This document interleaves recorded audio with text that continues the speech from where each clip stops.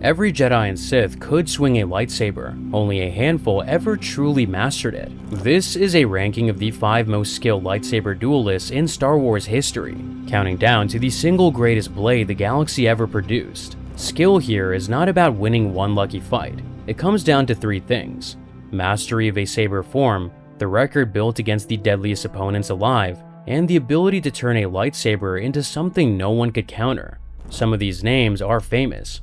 One has been forgotten for 4,000 years, and the fighter at number 1 is not the one most people would guess. Some of them even cross blades with each other. We begin in the era of Star Wars Legends, the saga's older non-canon timeline, with a fallen Jedi whose hunger for power made him the most dangerous duelist of the ancient Sith.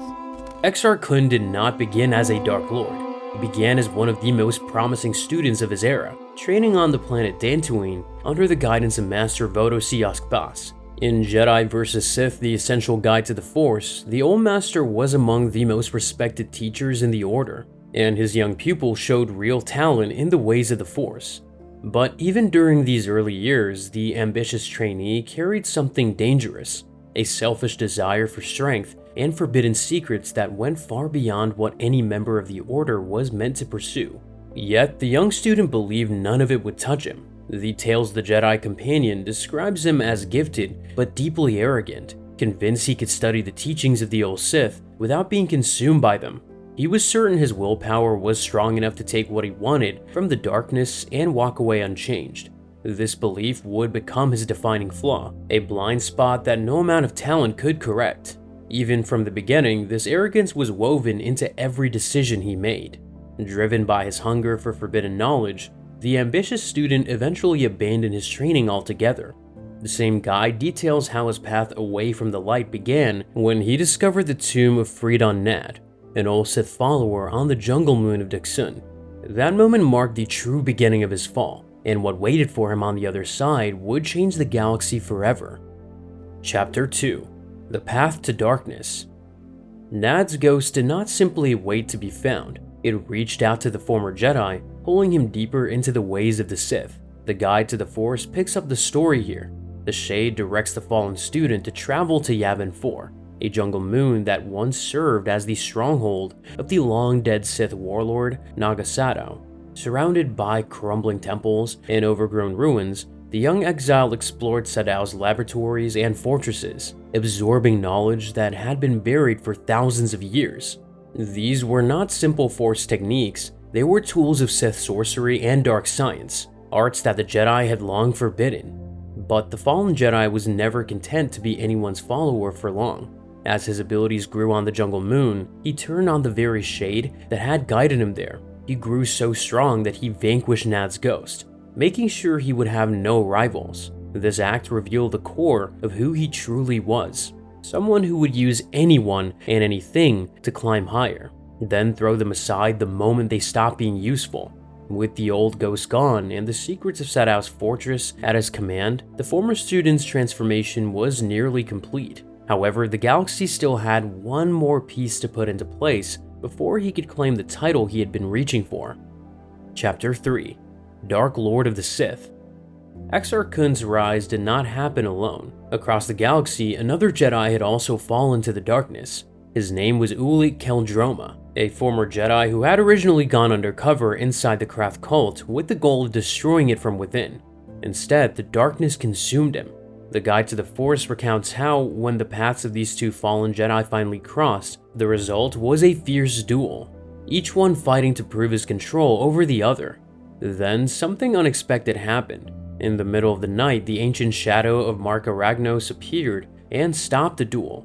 This long-dead Sith Master, whose influence still lingered in the Force, declared the fallen student the new Dark Lord and named Qel-Droma his apprentice. With that single act, a new Sith Order was born, carrying the full weight of the old Sith legacy behind it. The Tales of the Jedi companion shows the newly crowned Dark Lord wasting no time building his base, establishing a vast brotherhood of the Sith that once rivaled the Jedi in both numbers and strength. Champions of the Force confirms that this brotherhood was a rebuilding of an older Sith Order, reconstructed under new leadership to challenge the Jedi directly. His methods of recruitment were brutal and effective, The Guide to the Force reveals that the new Dark Lord used his abilities to turn Jedi students to the darkness, then commanded them to assassinate their own masters. Among those he corrupted was Cal Droma, who became his first apprentice, along with another Jedi named Larad Noon. In a matter of months, the former student of Boss had built himself an army, and the Order was bleeding from within. Chapter 4: The Weapon That Changed Everything. What made Exar Kun truly dangerous in combat was not just his connection to the Force, it was the weapon he created.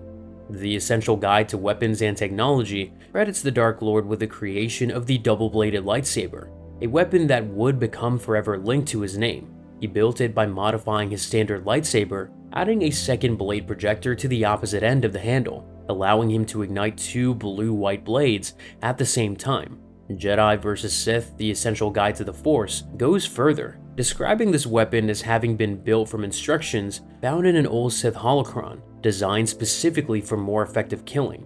This was not a weapon of defense, it was built from the ground up as a tool of destruction. But the double-bladed design was only part of what made it so deadly.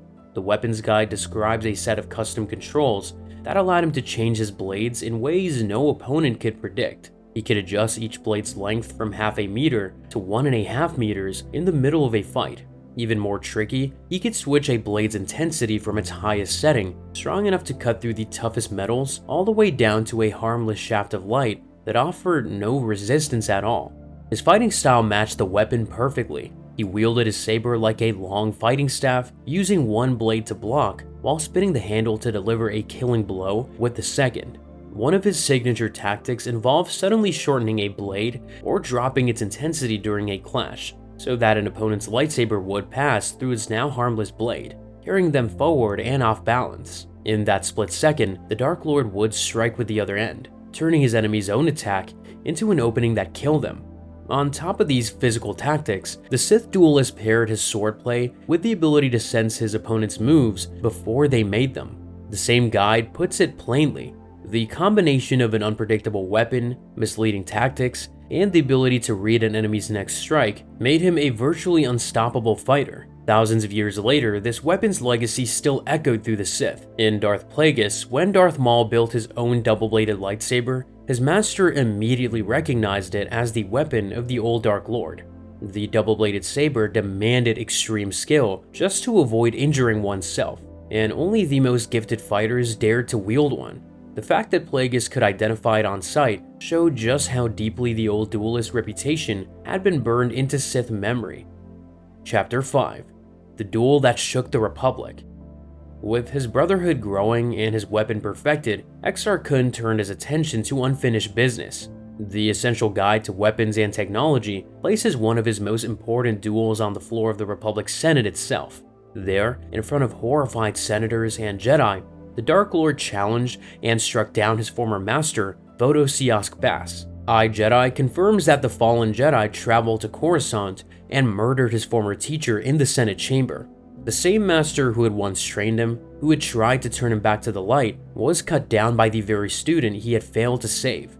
The Guide to the Force fills in the rest. The Sith duelist used his superior skills and modified weapon to overpower the old Jedi Master completely. And for all his wisdom and experience, Boss simply could not match the combination of the double-bladed saber and his former student's ruthless fighting style. Champions of the Force notes that after the old master tried one final time to turn his former student back to the light, the fallen Jedi killed him, and the fallen teacher became a martyr for the Jedi cause. This murder was not just personal, it was a message to every Jedi in the galaxy that the old ways cannot protect them. Meanwhile, Darth Plagueis records that the Sith Master was also capable of using the Force to freeze large crowds in place, and he performed this very feat against members of the Republic Senate. Between his dueling skill and his raw ability, there was no single opponent in the galaxy who could stand against him. Chapter 6: The Great Sith War. With the Brotherhood of the Sith at his back and Cal Droma as his apprentice, the Dark Lord launched the Great Sith War, a conflict that would scar the galaxy for generations. The Essential Guide to Weapons and Technology lays out the scale of the conflict. He led an army of followers in a campaign to wipe out the Jedi Knights and conquer the Republic. This was not a small rebellion or a border conflict. It was an organized attempt to destroy the Order and replace it with Sith rule.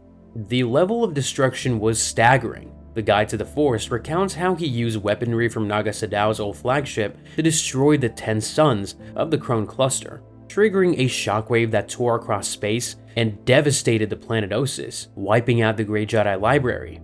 In a single act, he erased thousands of years of Jedi history and learning. The Tales of the Jedi Companion confirms this account, noting that the 10 stars in the Crone Drift were triggered to explode, and that the burning of Ossus was among the worst losses the Order had ever suffered.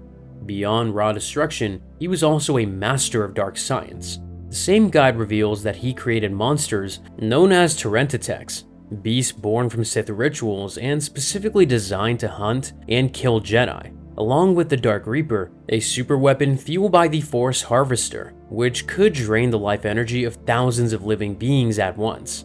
Darth Plagueis further describes his talent for sorcery, noting that the old Sith Master used these dark acts to create illusions, shape monstrous creatures, and even bring the dead back to life. The same source states that he could fill the entire atmosphere of a planet with dark energy, and that legends even claimed he was strong enough to make stars explode.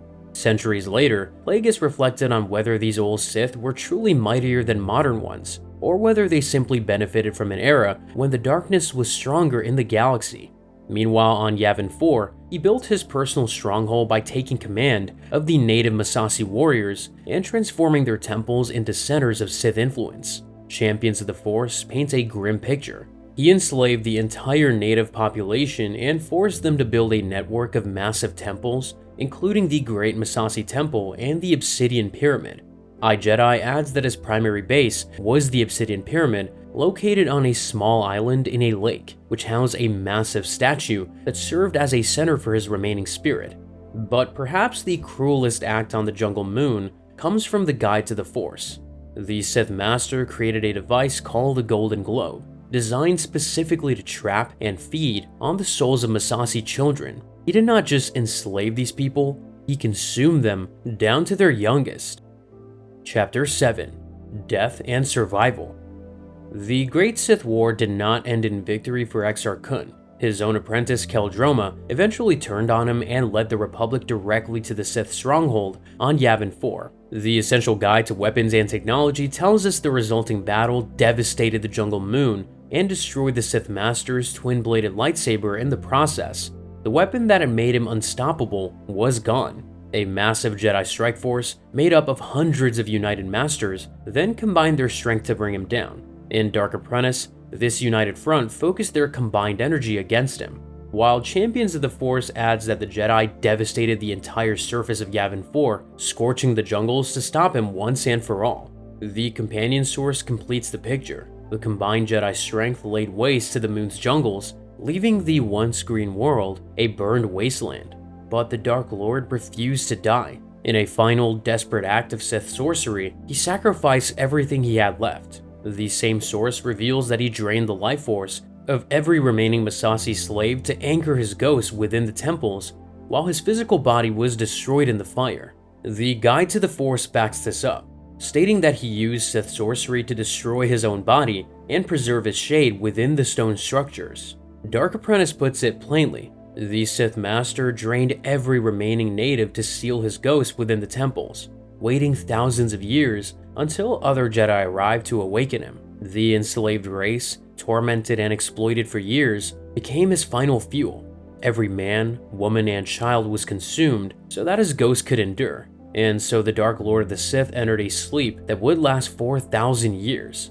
His body gone, his lightsaber destroyed, his brotherhood scattered, but his shadow trapped inside the stone temples of the Jungle Moon, waiting in silence for a new generation of Jedi to arrive. Chapter 8: The Dark Man. 4,000 years passed. The temples of Yavin 4 were swallowed by the jungle, and the native people were forgotten. Then, the Tales of the Jedi Companion tells us the ghost of the old Sith Master was first stirred when Luke Skywalker arrived at the secret rebel base on the Jungle Moon. 11 years later, when the Jedi Master founded his academy inside the Great Massassi Temple, the ancient presence became fully active and began whispering to students, seeking to corrupt them one by one.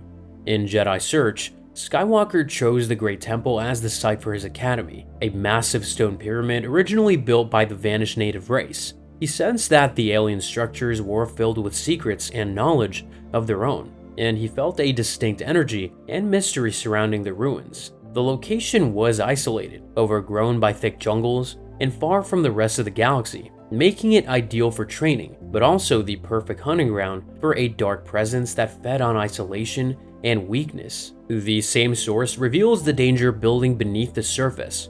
During the Jedi Master's address to the New Republic Senate, senators like Garmbel Iblis pointed out the terrible damage caused by Jedi who had fallen to the darkness, naming Darth Vader and Jerus Sabaoth as examples. Even the Jedi Master himself worried about whether he could bring a student back from the shadows if one of them fell, knowing that contact with the darkness could twist the minds and abilities of those sensitive to the Force. Yet the greatest danger was already inside the temple walls. The Dark Presence's first victim was a student named Gantoris, a Jedi candidate from the planet Il-Sha. Jedi Search introduces the young man as someone haunted by recurring nightmares of a shadowy figure who offered him incredible secrets but ultimately destroyed him. When the Jedi Master first arrived to recruit him, the student mistook Skywalker for this dark figure from his dreams. Dark Apprentice reveals that the old shade haunted the young man's nightmares, disguised as this dark figure, secretly giving him instructions on how to build a complex lightsaber with multiple crystals that allowed for shifting blade lengths. When the student finally tried to resist the shade's influence, the Dark Presence used his own anger, specifically his rage, over the destruction of his colony on Dantooine to burn him alive from the inside out. With his first victim dead, the Wraith turned to a far more powerful target, Kip Duran, the Academy's most gifted student.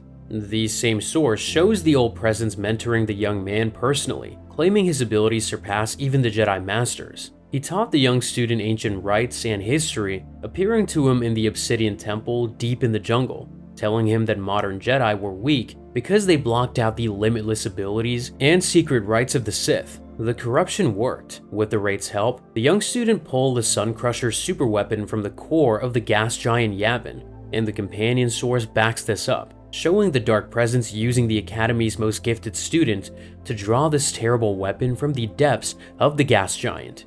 Under the Shade's influence, the corrupted student went on to commit acts of destruction on a stellar scale, using the Suncrusher to devastate entire star systems.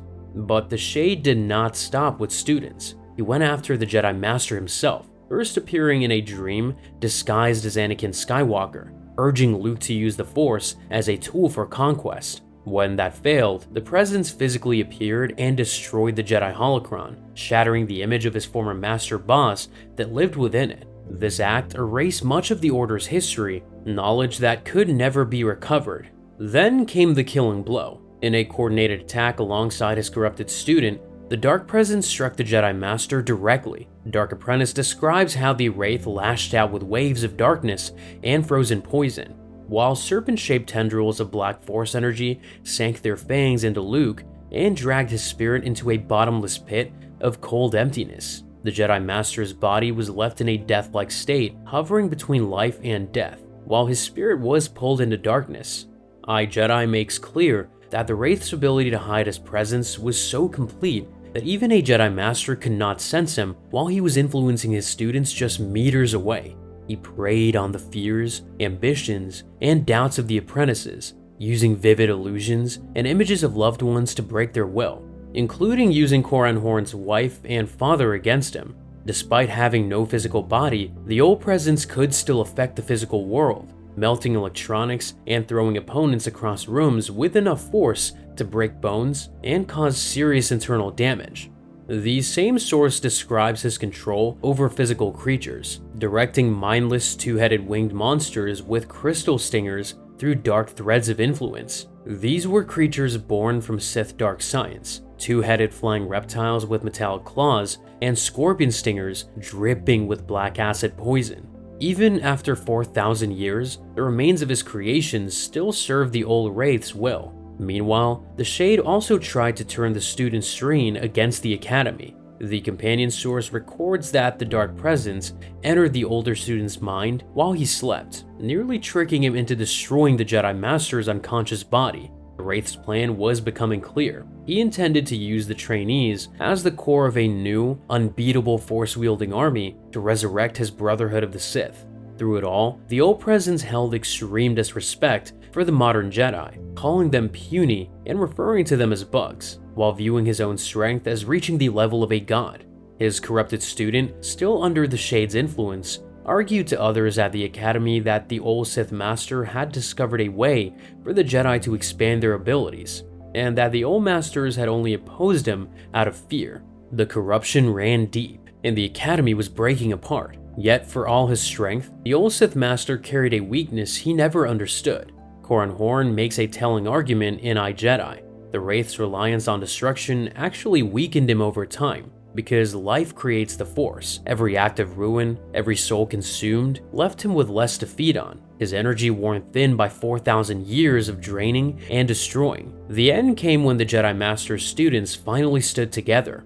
Champions of the Force tells how 12 trainees, including Streen, Kirana T, and Silgal, surrounded the Shade and formed a ring of light through shared focus. The companion source provides a fuller list of those present: Streen, Kirana T, Silgal, Tion, Cam Solazar, Dorsk 81, and Brachus, aided by the ghost of his former master boss and the apparition of Luke Skywalker himself. The master he had murdered 4,000 years ago had returned to witness his end. In a moment that ended 4,000 years of darkness, Kirana T wielding Gantorus' lightsaber and Streen wielding Luke's crossed their blades through the center of the Shade's shadowy body, creating an explosion of pure white light as bright as an exploding star.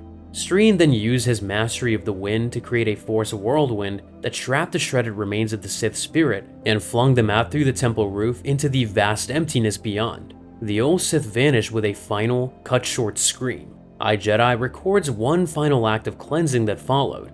Horn flew his X-Wing to the Obsidian Temple that had served as the Sith Master's primary base, and used proton torpedoes and lasers to destroy the massive statue and the temple entirely, heating the stones until they ran like water and erasing the Sith writings and Dark Energy Center that the old Lord had left behind. With the statue gone and the temple melted to nothing, the last physical trace of the Wraith's presence on the Jungle Moon was wiped clean. Even after the Shade was gone, one student still had to face the Sith Master's lasting influence. The same source recounts how the corrupted student returned to the Obsidian Temple for a final internal test. Confronting a dark image he believed was the ghost of the old Sith Master. Instead of striking in anger, he chose peace, and discovered that the shadow was actually a vision of his dead brother Zeth. The young man who had been the Wraith's greatest weapon finally broke free, not through strength, but through choosing to let go. 4,000 years of darkness ended by a circle of students who chose the light. Exar Kun ruled through raw power and forbidden knowledge, and it still took an army and a circle of students to bring him down. But raw power is not the same as pure skill. The next 4 fighters all come from the era of the films. Almost everyone who faced our number 4 pick dismissed him as ordinary, including the Sith. What they missed was that he had quietly perfected the most efficient fighting style the Jedi ever developed.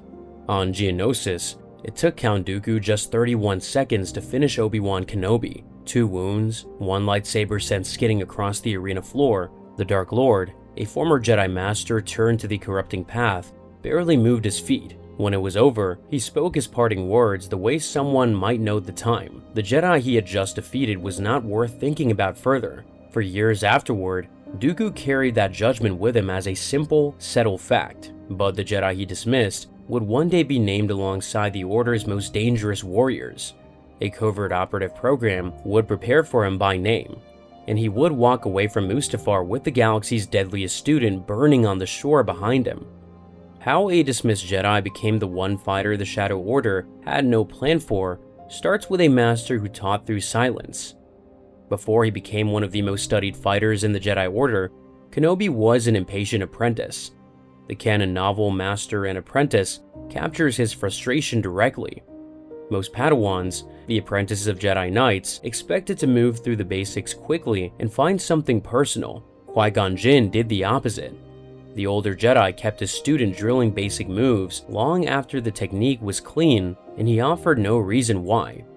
That silence was the lesson.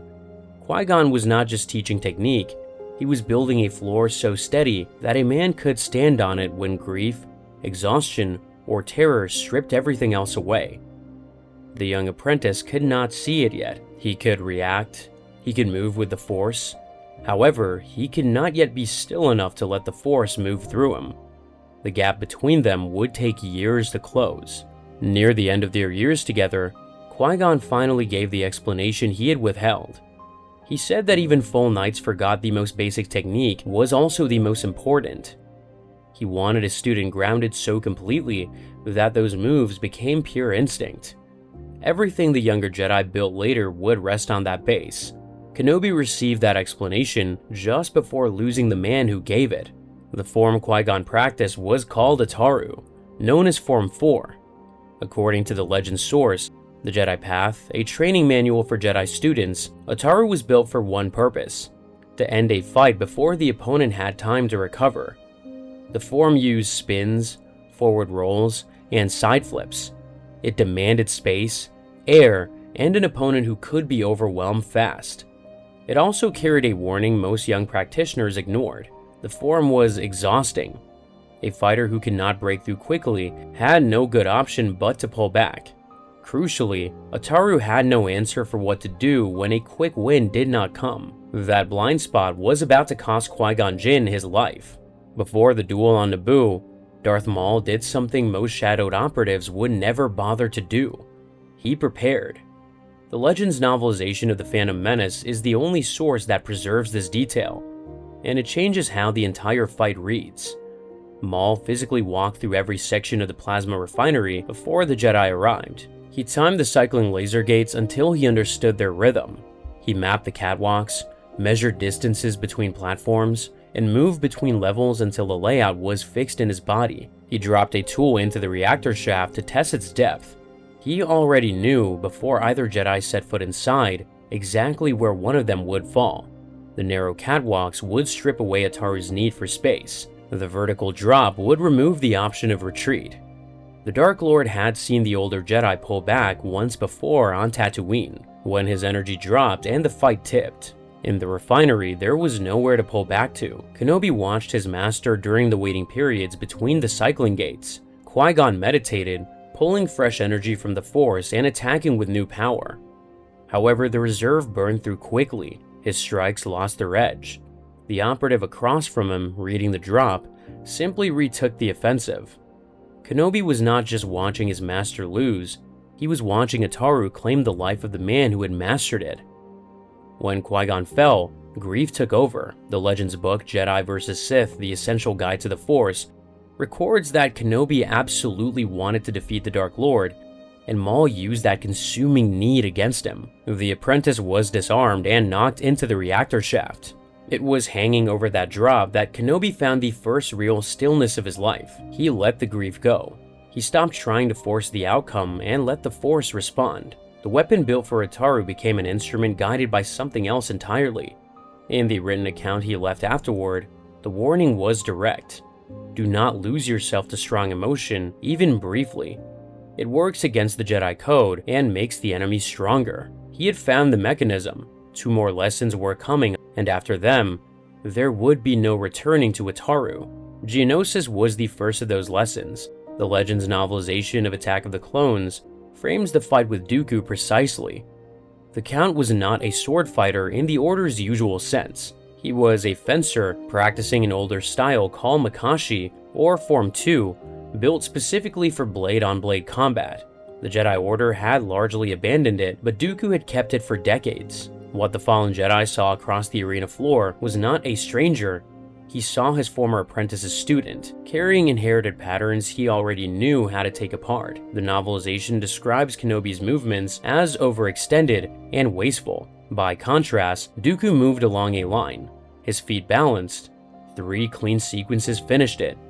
A fake low thrust pulled the blade down, a sharp pullback and high stab struck the left shoulder, and a follow-through cut the right thigh. A last motion sent the weapon sliding across the floor. The same form had cost Qui-Gon his life on Naboo. Now, it had cost his apprentice the fight on Geonosis. 31 seconds, 2 wounds. The same pattern was written across both defeats.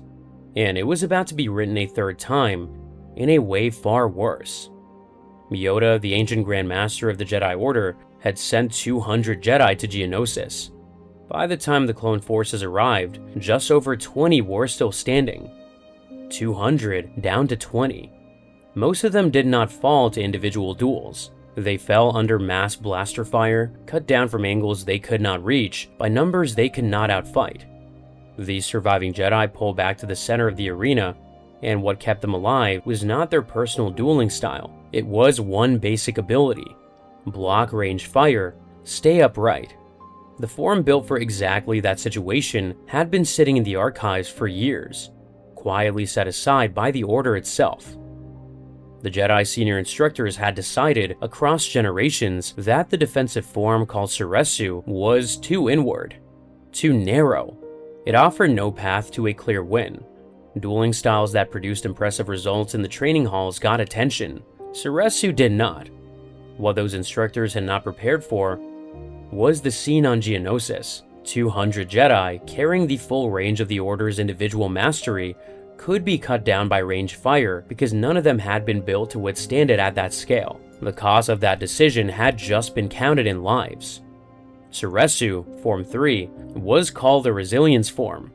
According to Jedi vs. Sith, the essential guide to the Force, it had not started as a dueling style. It began as an answer to a practical problem. Blaster weapons had spread across the galaxy, and Jedi skills were no longer enough against heavy range fire. The original purpose was narrow: redirect laser bolts.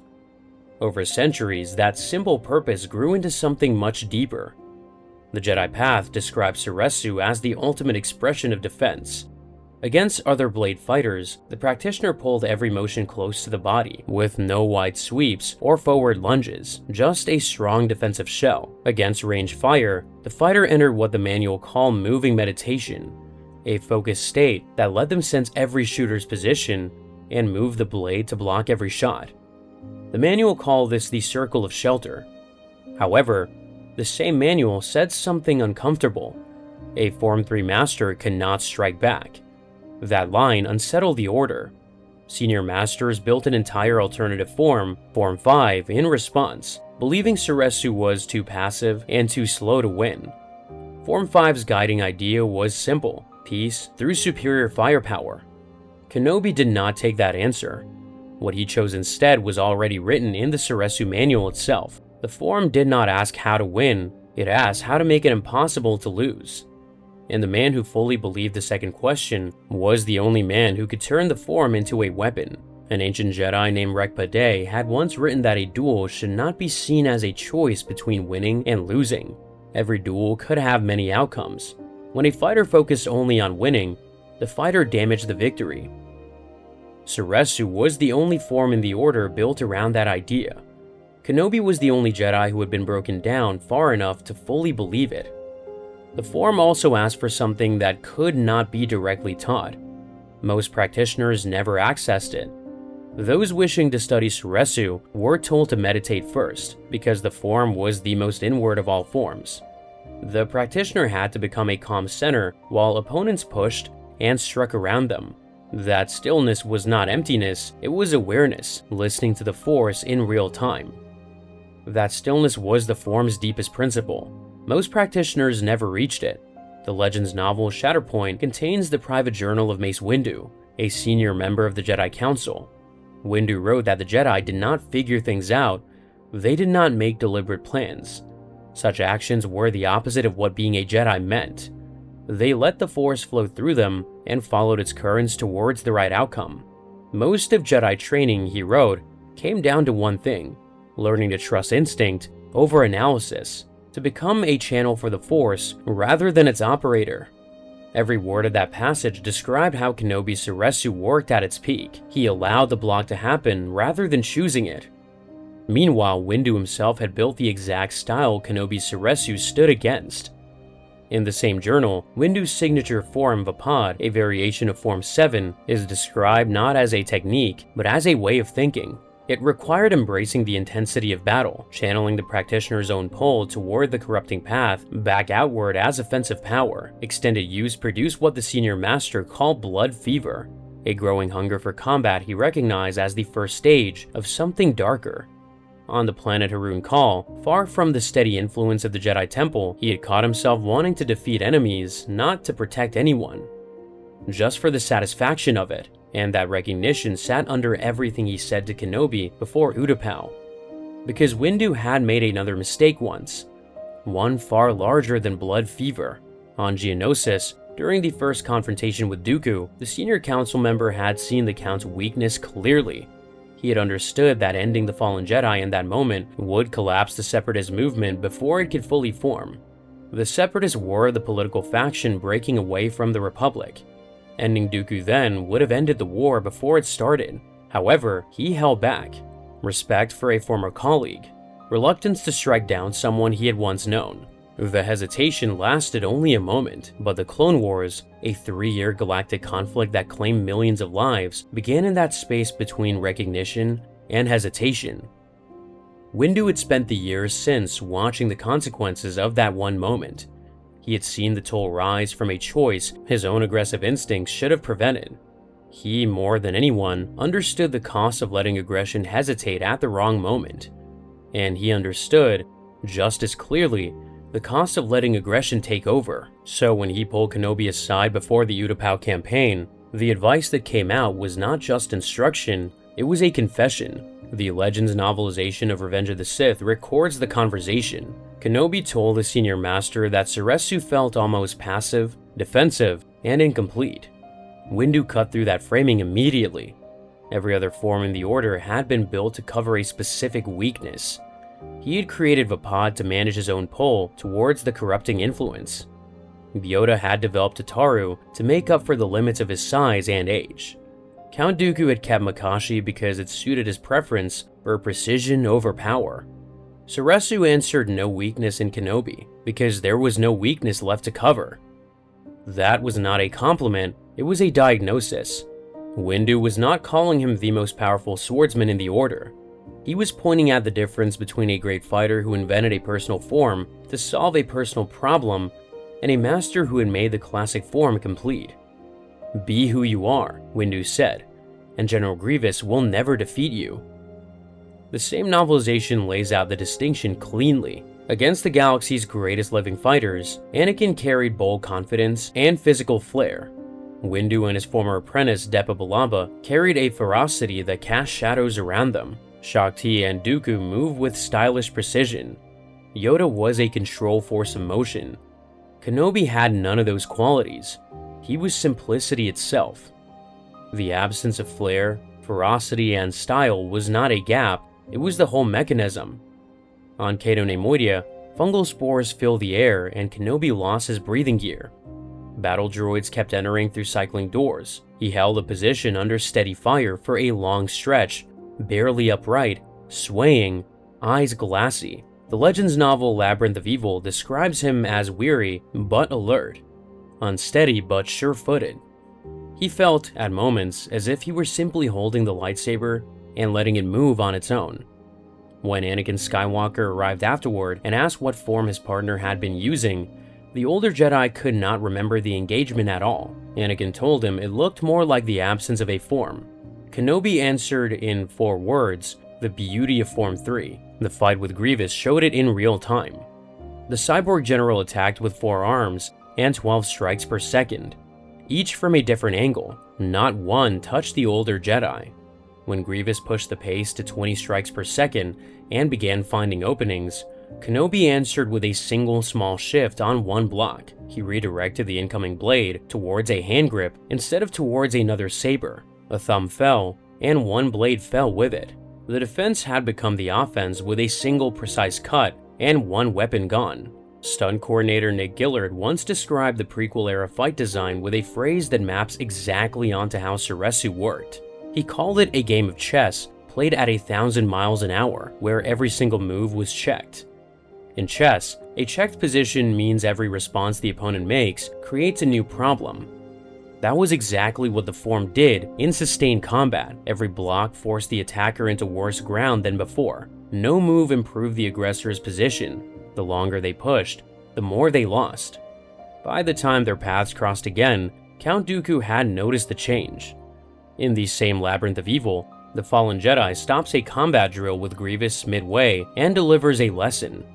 A player who had memorized every classic opening and standard response could still lose to someone who knew nothing about traditional patterns. Being locked into said responses left a fighter open to the unexpected. Then, Dooku named the Jedi Grievous had to prepare for by name: Sin Drallig, Mace Windu, Yoda, and Obi-Wan Kenobi. That is the full distance the dismissed Jedi had traveled. The same novel reveals what Darth Sidious, the hidden Dark Lord behind the war, had arranged for the Invisible Hand engagement, the flagship of the Separatist fleet. Sidious ordered Dooku to eliminate Kenobi directly. The reason was specific: Kenobi's fall would push Anakin deeper into grief and dread. It would break the younger knight apart in ways nothing else could. Kenobi was the central piece of a plan built to turn Anakin to the corrupting path. The Dark Master had prepared a contingency for Anakin to defeat Dooku. He had a plan for both outcomes of that duel. However, no contingency existed for Kenobi simply surviving. Dooku arrived on the Invisible Hand with his own plan fully formed. It failed before he could register it. The novel describes the confrontation from inside the Count's head. His plan was to drive thrusts at Kenobi's legs to force the old Ataru overhead flip, then strike through as the Jedi landed. The plan was so clearly mapped that he almost missed what was actually happening. Kenobi was not jumping. The older Jedi was not moving his feet at all. The man he had dismissed on Geonosis was gone. What stood across from him had no pattern left to read, and he had nothing prepared for that. The same book reflects on the earlier Geonosis fight from Dooku's view. Both Jedi had fought the Jedi way, releasing desire and letting the Force flow through them. Against the Count's command of the corrupting techniques, that approach had no answer. The gap between 31 seconds on Geonosis and complete failure on the Invisible Hand was not about speed, it was not about strength. It was about which direction the Force was flowing, and that was the gap no Dark Lord had been trained to close. Mustafar was where Soresu met the one opponent it had never faced, someone who had trained alongside it for years, someone who knew every instinct it had built. The Legends novelization of Revenge of the Sith sets the terms clearly. Blade to blade, Kenobi and Anakin Skywalker were equal. After thousands of hours of training together, they knew each other better than brothers. The duel could not be decided by technique alone. Anakin knew Soresu from the inside. He had drilled against it for years, absorbed its rhythms, and understood how the form shed force rather than resisted it. In pure analysis, he had the knowledge to break it. The form could be broken. However, it could only be broken by a fighter who could redirect his own intensity at the moment of maximum pressure, pull back when the drive to push was at its highest, and wait with real patience until the opening appeared. Anakin Skywalker, standing on Mustafar with grief and consuming emotion having taken over everything else, could not do any of those things. Applying his knowledge would have required him to act like someone he had already stopped being. The wrath closed off every path that led to patience. The map he carried in his head was a map of a place he could not enter. So the shell held. His momentum was not being stopped. It was being guided steadily towards the place where he would defeat himself. When the duel reached its highest point, and Anakin forced both sabers down in what should have been the finishing blow, the novel describes what happened without technical detail. Kenobi let go of everything at once. His hopes, his grief, and his failure with his former apprentice. The release created the opening, not a countermove, not the terrain, just complete surrender at the moment of maximum pressure, exactly what the form's deepest principle demanded. In the Legends account preserved in the life and legend of Obi-Wan Kenobi, the older master wrote it simply. In the end, Skywalker was more determined to defeat him than to defend himself, blinded by his own emotion when he fell. Kenobi had not beaten him, Anakin had beaten himself. The fighter using Soresu was simply not where the strike could land, and the younger man's own force carried him the rest of the way. And it was the form no Sith master had built a counter for. Mace Windu had called Kenobi the master of Soresu, not a master, the master, the one practitioner who had taken the form to its absolute limit and found nothing beyond it to reach for. Every other form in the Order had patched a gap in its practitioner, and every gap was a way in. What Windu had named as a diagnosis meant something larger for everyone who would face Kenobi. no personal angle to attack, no characteristic flaw to bait, and no distinguishing weakness to read. He had taken Qui-Gon's years of silent drilling. He had combined it with the Force-guided stillness first found over a reactor shaft on Naboo, and he had built something the galaxy had no category for. A form that could not be rushed, that could not be studied, that could not be broken, because the man using it had already let go of everything an opponent could use against him. This is why the Dark Master had no contingency for him. It was not a tactical oversight, it was philosophical.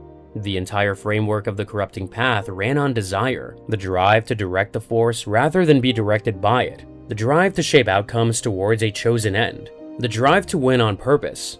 Every plan the hidden ruler ever built was built inside that framework, and that framework had no way to account for a fighter who would remove desire from the equation entirely. A man who did not need to win, a man who would release winning as a thing to pursue. He cannot be baited. He cannot be worn down. He cannot be outmaneuvered through his own ambitions, because he no longer had any. The gap in the Dark Lord's plans was not a missing scenario, it was a missing category. The deadliest style in the galaxy belonged to the Jedi everyone had already dismissed, and the Dark Master who had planned for everything else had no answer for a man who had stopped wanting anything at all. Obi-Wan won by wanting nothing. Our number 3 pick did the exact opposite. Rather than emptying himself of emotion, he learned to draw power from it, and that choice made him the most feared duelist on the Jedi Council. He also came closer to killing the Sith Lord behind everything than anyone else in this ranking ever would. Mace Windu was the only Jedi who openly admitted that genuine darkness lived inside him. Instead of suppressing it, he built a weapon to channel it. He sat on the highest seat of the Jedi Council, created the most dangerous lightsaber form ever practiced, and defeated the most powerful Sith Lord in 1,000 years in single combat. He held a blade at Darth Sidious' throat and had every reason to believe that he had saved the Republic, but he was wrong. From childhood, the Force gave Windu an ability that no other Jedi possessed. He could see where things would break.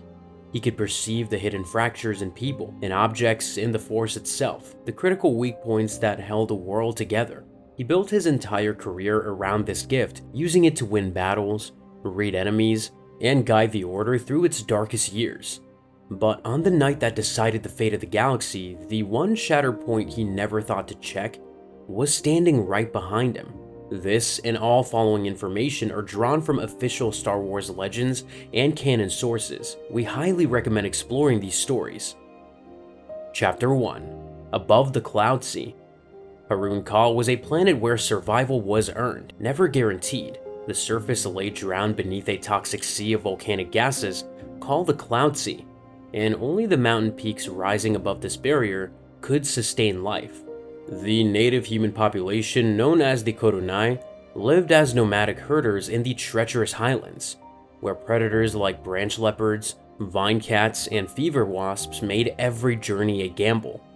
It was here, on a world whose name translated to above the clouds, that Mace Windu was born. The Kodunai were remarkable because every member of their population was Force sensitive. As recounted in Shatterpoint, Jedi scholars trace the Kodunai lineage back roughly 4,000 years to the Great Sith War, when a starship carrying Jedi Knights reportedly crashed on the planet, and the stranded survivors eventually became the ancestors of the Kodunai people.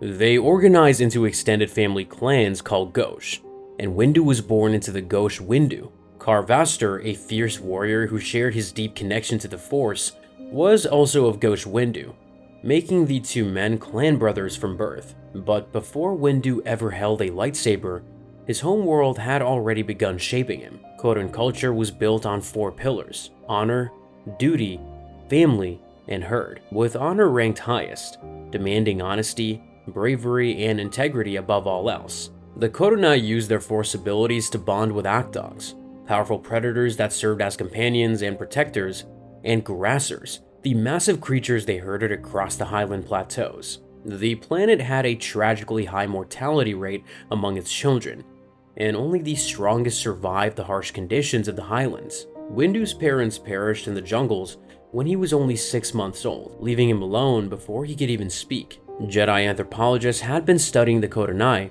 fascinated that an entire population could touch the Force. They asked the Windu clan if they might take the child back to the Jedi Order, and since his parents were already gone, the clan agreed. He had not yet reached his naming day, so the Order gave him the name he carried for the rest of his life as he entered the Academy on Coruscant. The Jedi Temple on Coruscant was the largest training center in the galaxy, housing thousands of younglings, Padawans, knights, and masters within its ancient halls. For the boy from the harsh world, the temple offered structure, education, and the closest thing to family he would ever know. But unlike many of his fellow younglings who took comfort in the temple's safety, young Windu approached his training with an intensity that unsettled his teachers. He did not play, but instead prepared relentlessly. And that seriousness drew attention early. Where other Jedi approached the Force with wonder, this boy approached it with gravity. The world Windu came from was one where danger was constant and losing focus could prove fatal, and this forged in him a survival mindset from infancy. Even though he was too young to remember Harun Kal consciously, the Force-sensitive boy carried its imprint in his being. Unlike many younglings who arrived at the temple from peaceful worlds, the Kodan boy entered the Order already primed for watchfulness, control, and the discipline that would define him.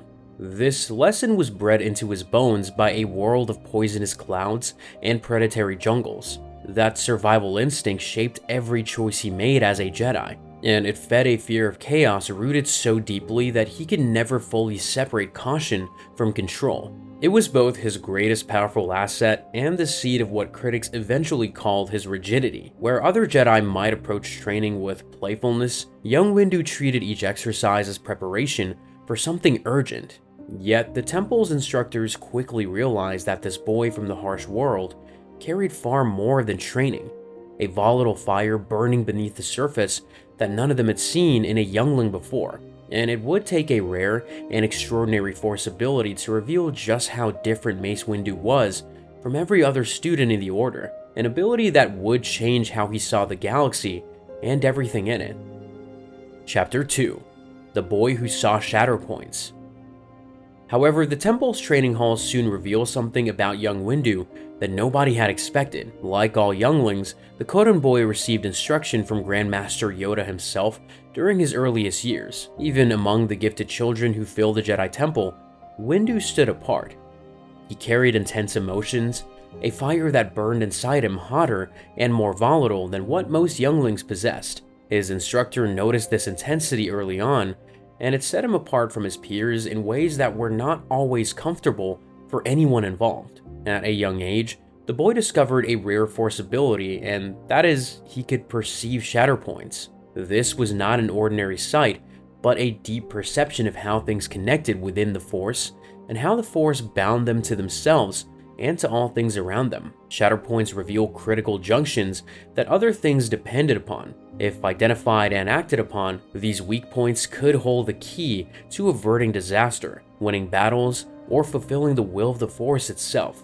Then he realized something that changed how he saw himself and every Jedi around. As recounted in the Legends novel Shatterpoint, Windu was 6 or 7 standard years old before he understood that other students, full-grown knights, and even wise masters could only sense these connections with great difficulty and concentration. The Force showed him strengths and weaknesses, hidden flaws, and unexpected uses, and vectors of stress that squeezed, stretched, or sheared. When he looked at someone through the Force, he could see where they would break. This ability sharpened his strategic mind from childhood. It also placed a heavy weight on him because knowing where things could break meant that he felt responsible to act when others hesitated, and to act correctly without exception. While other younglings approached their training with curiosity and play, the Kodan boy treated each lesson as preparation for a crisis that could not afford mistakes. The seriousness that already defined him only deepened as his perception of the Force grew stronger. Still, the deeper struggle was not about power, but about what raged silently inside him. The Jedi Code taught peace and serenity as the natural state of a Force user, but young Windu's version was closer to restraint and constant suppression of strong currents running beneath the surface. He did not naturally arrive at peace. Windu fought for it against his own nature at all times. Where others found calm through surrender, the Kodan boy found it only through control. and that difference set the pattern for his life. This was the central tension of his existence, the difference between genuine inner peace and the forceful containment of intense emotions that look like peace from the outside. His sense of right and wrong was strict, not cruel but unyielding. There were lines he believed should never be crossed, and he spent his youth building walls around each one of them. The boy from the harsh world was constructing his defenses early, and every wall he built made him stronger and more isolated at the same time. One of his early instructors was Soresu, a member of the legendary Neti species of sapient mobile trees who helped train him during his formative years. The first time Windu managed to best one of his instructors came during a sparring match with Sa, who was surprised but respected his skill. During the same years, he also developed a long-lasting friendship with a fellow Jedi named Sora Bulk, a Weequay already considered one of the Order's finest lightsaber practitioners. That friendship would carry serious consequences for them both. However, despite his growing mastery of the Force and the respect he had earned from seasoned instructors, one challenge remained that frustrated the young Windu more than any other, and it involved his lightsaber, the one weapon whose construction tested not his strength or his intellect, but the one quality he found hardest to summon, the willingness to let go of control and simply trust the Force to guide what his hands alone can never assemble. Chapter 3: The Purple Blade. But building that weapon proved to be one of the hardest things he ever did. Despite his remarkable talent in the Force, the Kodan boy famously struggled with the construction of his first lightsaber.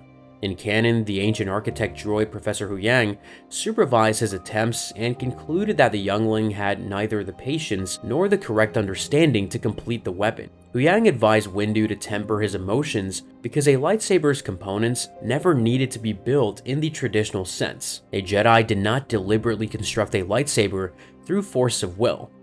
Instead, they allowed the Force to guide the components together because the lightsaber was meant to be an extension of the Jedi themselves. This advice frustrated the intense young Windu, but it eventually helped him understand a basic truth about balance. Forcing things together through willpower alone was not the same as allowing them to come together through trust. The pieces were already whole, and they needed someone willing to let the Force bring them together. For Windu, this was the hardest lesson of his youth. His whole approach to the Force was built on control and decisive action, and the lightsaber construction process demanded the opposite. The boy needed to surrender his will to the Force and trust that the outcome would be correct. It went against every instinct the boy from Harun Kal possessed. His eventual success did not erase the struggle, but it proved that he could learn to let go, even if letting go never came naturally. As recounted in the canon comic Age of Republic, this became his first real lesson. The frustration he felt was essential to his growth, though he could not see it at the time.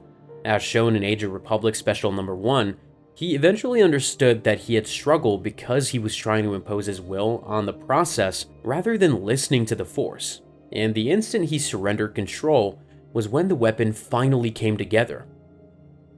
Within Legends lore, the origin of the blade's distinctive color carries even deeper meaning.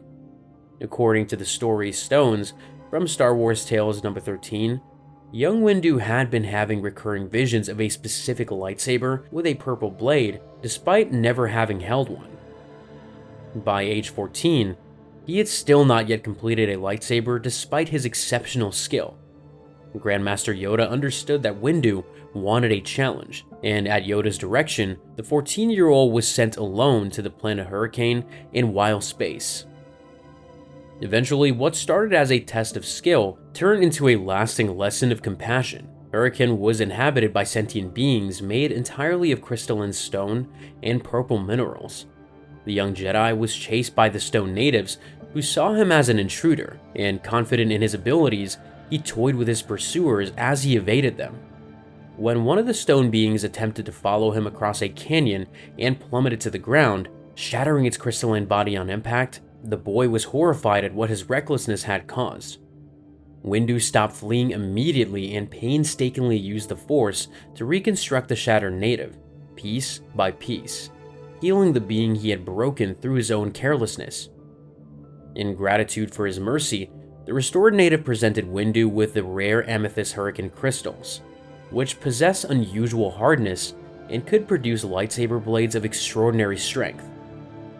With these crystals, the young Jedi built his signature weapon, a lightsaber that produced a distinctive violet blade, unlike any other in the Jedi Order. In canon, the crystal turned purple when it bonded with him during the construction process, as all kyber crystals are colorless until they connect with a Force user. The distinctive electrum plating on his lightsaber hilt gave the weapon a regal, golden appearance, fitting for a Jedi who walked an uncommon path. The purple blade stood as a symbol of his identity, balanced between the blue of Jedi Guardians and the red of aggression, representing a warrior who stood apart from the rest of the Order. Nevertheless, the crystal was not obtained through force, but through humility and the willingness to repair what had been broken. And that same lesson applied to far more than lightsaber construction, because on a plague-ravaged world where a fraud exploited the desperate, the young Padawan learned that the line between righteous justice and personal vengeance was dangerously thin, and terrifyingly easy to cross when emotions ran high and rage felt indistinguishable from righteousness. Chapter 4: Justice and Control. Yet that test came sooner than expected, on a mission that would establish his pattern. Following his trials as a youngling, Windu became the Padawan of Jedi Master Sislin Mir, a Mirialan who imparted upon her young apprentice a strong belief in the rule of law and the importance of measured justice. She taught him that the galaxy was full of injustice, but that a Jedi's response must always be tempered by wisdom and restraint, a principle that would define his character permanently. As depicted in a flashback from the canon Marvel comic Jedi of the Republic issue 4, a pivotal mission tested the young Padawan beyond combat. A man named Druze had taken residence in a Jedi outreach temple on the planet Mythos. With the local population suffering from the Niffin plague, Druze convinced the desperate people he was a Jedi prophet who could heal the sick in return for their faith and servitude. He was a fraud, and the Order dispatched Mir and her Padawan to bring him down. As they approached the temple, Windu observed the people suffering and was affected, not by the plague itself, but by how completely Druze had corrupted the trust these people had placed in someone they believed to be a Jedi. This was not a simple crime for the young Padawan. This was personal because Druze had taken the most sacred relationship in the galaxy, the bond between Jedi and the people they served, and twisted it into a tool for exploitation. However, the confrontation with Druze revealed a troubling impulse inside the young Padawan himself. Windu pursued the charlatan through the temple and defeated his bodyguards despite his youth, though Druze managed to wound his arm with a blaster. Using the Force to hold the man in place, Windu disarmed him, but his anger was building rapidly. The charlatan had corrupted trust, exploited the desperate, and twisted the idea of what the Jedi stood for. Windu was ready to punish rather than arrest. Master Mir intervened and ordered Windu to lower his lightsaber before he crossed a line that can never be uncrossed. Jedi do not decide outcomes alone, and they must never become judge, jury, and enforcer, no matter how righteous the anger feels in the moment. The line between justice and vengeance is crossed, not through intent, but through action. Mir taught her Padawan to recognize when he was approaching that line and to stop himself before it was too late. It was a lesson he carried for the rest of his life.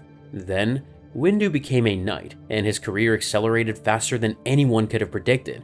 One of the most significant events of this period was his rescue of a young, orphan girl named Depa Billaba from space pirates. He took Depa as his Padawan, and she proved to be one of his most talented students, and one of the finest Jedi of her generation. Their relationship was deep, almost like that of a father and daughter, and the Koran Master was immensely proud of her achievements. As chronicled in the canon Marvel comic Age of Republic Special No. 1, the Council deployed Windu to the Outer Rim planet of Uzalon due to attacks committed by the warlord Guatako. Windu deliberately allowed himself to be captured to discover the location of the warlord's hidden base, buried inside 80,000 kilometers of tunnels. Upon learning that Guatako's operation relied on kidnapped children forced to serve as soldiers, the Jedi Master tried to convince a child named Koya to abandon the insurgents, hoping to save them all. Guatako assumed his prisoner was helpless, a fatal miscalculation as the Jedi Master used telekinesis to reassemble his weapon and fought his way free. The other Jedi arrived, and the remaining insurgents were taken into custody by Uzalan's security forces. Although they rescued 26 abducted children, Windu had hoped to save Koya and the child soldiers who were already a part of Gotako's cause. Yoda reminded him that the Jedi were forbidden from interfering in local affairs. Windu accepted the outcome, but wished he could have done more. At the age of 28, Windu became the youngest Jedi ever appointed to the Council. His wisdom and his words were considered legendary within the Order, and he was often regarded as second only to Grandmaster Yoda, despite being 8 centuries younger. Eventually, sometime before the Naboo Crisis, the Kodan Master was elected as Master of the Order, the leader of the Jedi Council, and the overall second in command of the Jedi after the Grand Master. Windu's leadership faced further testing during the Yanchori Uprising, where the Jedi battled a Force-resistant species attempting to conquer nearby star systems. As depicted in the comic Acts of War, Windu deployed Jedi strike teams against the rebellion and personally led a team to the Yanchori home world. Because the Yanchori possessed a natural resistance to Force manipulation, the Jedi Master had to rely more heavily on tactical planning and conventional combat strategy, skills that proved essential when the Clone Wars demanded military leadership. But the man who sat on the Council's highest seat carried a secret that none of his peers fully understood, because the darkness he had been fighting since childhood had never gone away. And instead of continuing to suppress it, the Koran Master decided to do something that no other Jedi in the Order's long history had ever attempted. And he would build a fighting style designed specifically to channel his own darkness and use it as a weapon. Chapter 5: Vaapad. When Windu looked inward and acknowledged that real darkness lived inside him, everything changed. Working alongside his old friend Sora Bulk, who was skilled in all 7 lightsaber forms, Windu drew inspiration from a predatory creature native to the planet Serapin, called the Vaapad, whose tentacles struck with blinding speed, moving so fast that they were impossible to count until the creature stopped moving entirely. Together, they developed a new variation of Form 7 named after this creature.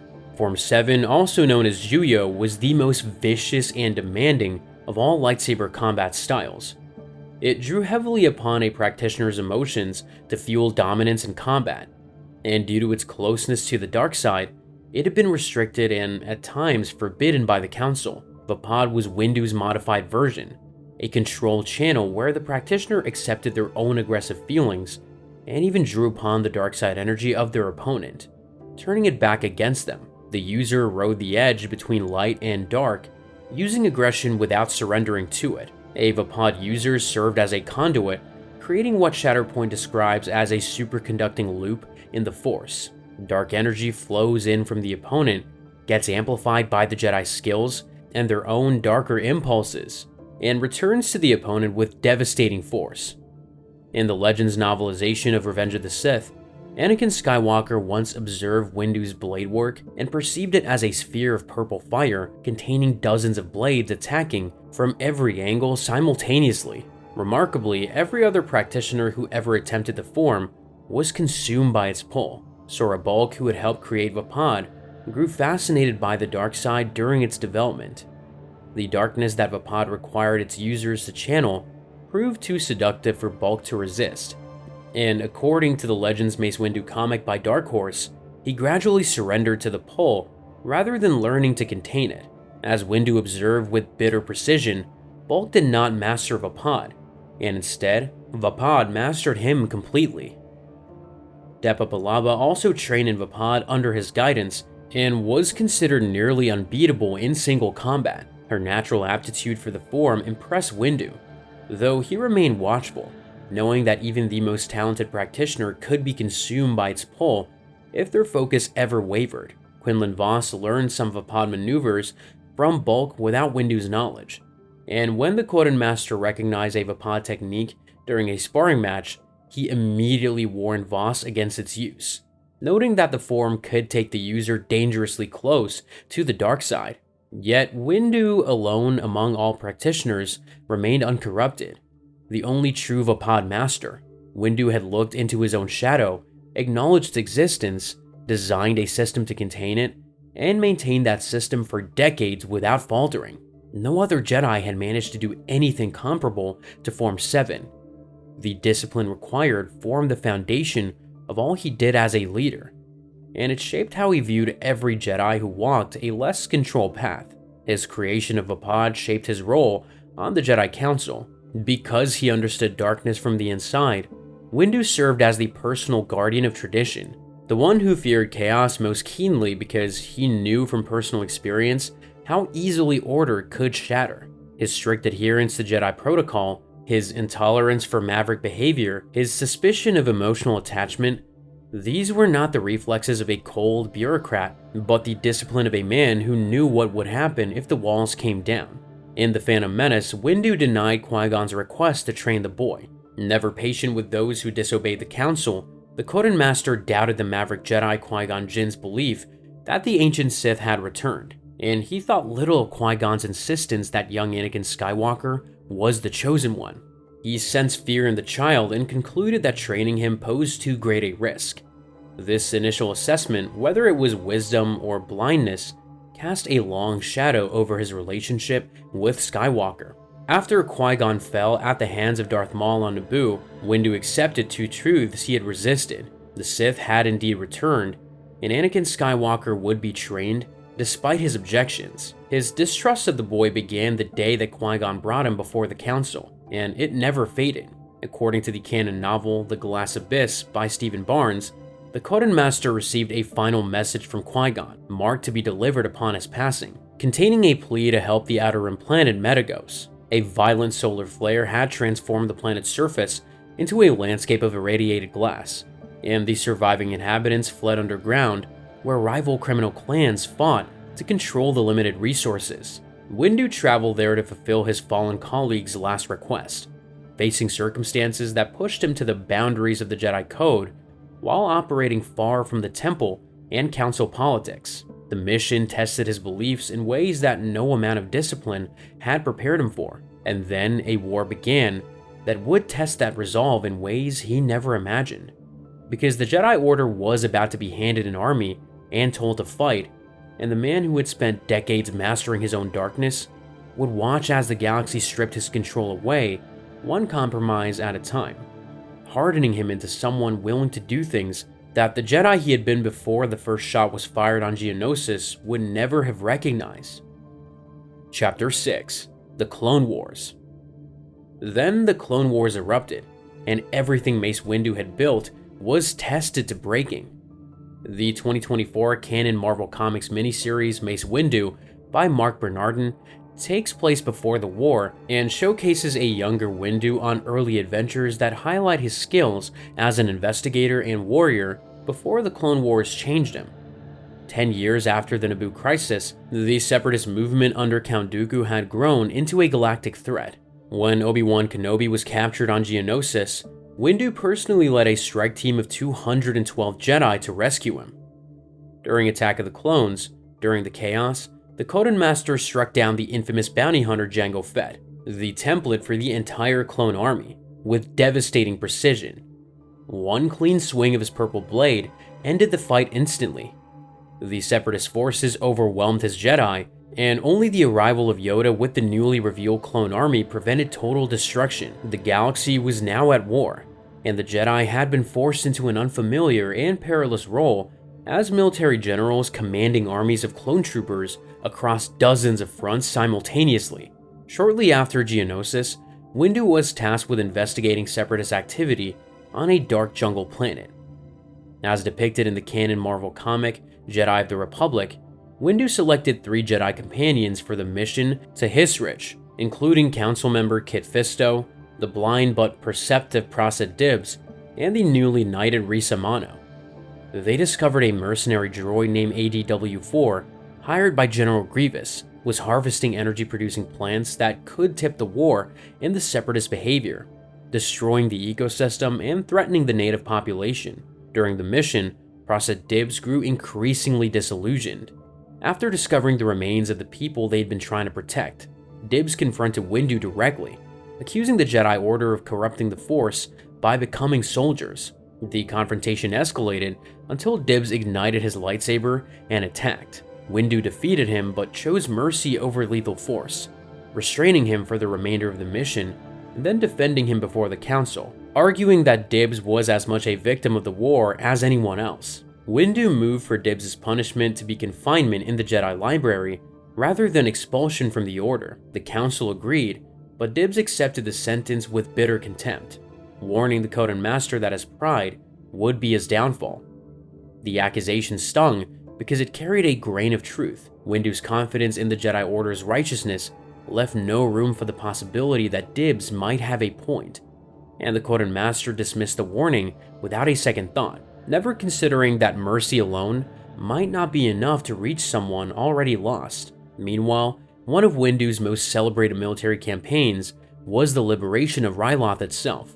As shown in the Clone Wars episode Liberty on Ryloth, after Skywalker secured the space above and Kenobi took the southern hemisphere, Windu faced the final objective, retaking the capital city of Lezu, where Separatist Emir Wat Tambor had established his command center. Rather than a costly siege, the Jedi General sought the help of the Twi'lek resistance under Cham Syndulla, and led a daring assault, crossing the Plasma Bridge with only 2 clone troopers. The liberation succeeded, and Windu earned the title of the Hammer of Ryloth among the Twi'lek people, a name that endured even when the Empire later tried to erase the Jedi from galactic history. The consequences of Geonosis also followed Windu in intensely personal ways. Young Boba Fett, the unaltered clone of Jango, harbored a burning desire for revenge. As shown in the Clone Wars, Boba infiltrated clone cadets aboard a Republic warship, planted a bomb in Windu's quarters, and sabotaged the reactor. Windu and Skywalker were lured to Vancor and nearly perished before rescue arrived. The attempted revenge showed that the consequences of Geonosis would follow the Coden Master for years. Boba Fett was a child driven by grief and rage, and Windu recognized the pattern because he had seen it in himself. The war was creating orphans and turning them into weapons, the cycle that the Jedi were supposed to prevent. With every new campaign, the distance between the peacekeepers the Jedi were meant to be and the generals they had become grew wider, and Windu felt that distance more acutely than most. As told in Shatterpoint, the war's most devastating chapter for Windu was deeply personal. The Council had sent his former Padawan Depa Billaba to Harun Kal, Windu's birth world, to train the Kodonai as guerrilla fighters against the separatist-aligned Balawai. All contact with Depa was lost, and a disturbing recording hinted she had fallen to the dark side. Windu traveled alone to the jungles of his home world that he barely remembered, searching for the woman who had been like a daughter to him. Deep in the wilderness, he found Depa corrupted by the horrors of the Summertime War and influenced by Kar Vaster, a dangerous force user of Ghosh Windu, his own clan. The woman who had been like a daughter to him had become someone he barely recognized. Windu defeated her in combat, and she was returned to Coruscant in a comatose state. The experience forced him to confront the true cost of sending people he cared about into war, a cost that no amount of Jedi discipline could absorb.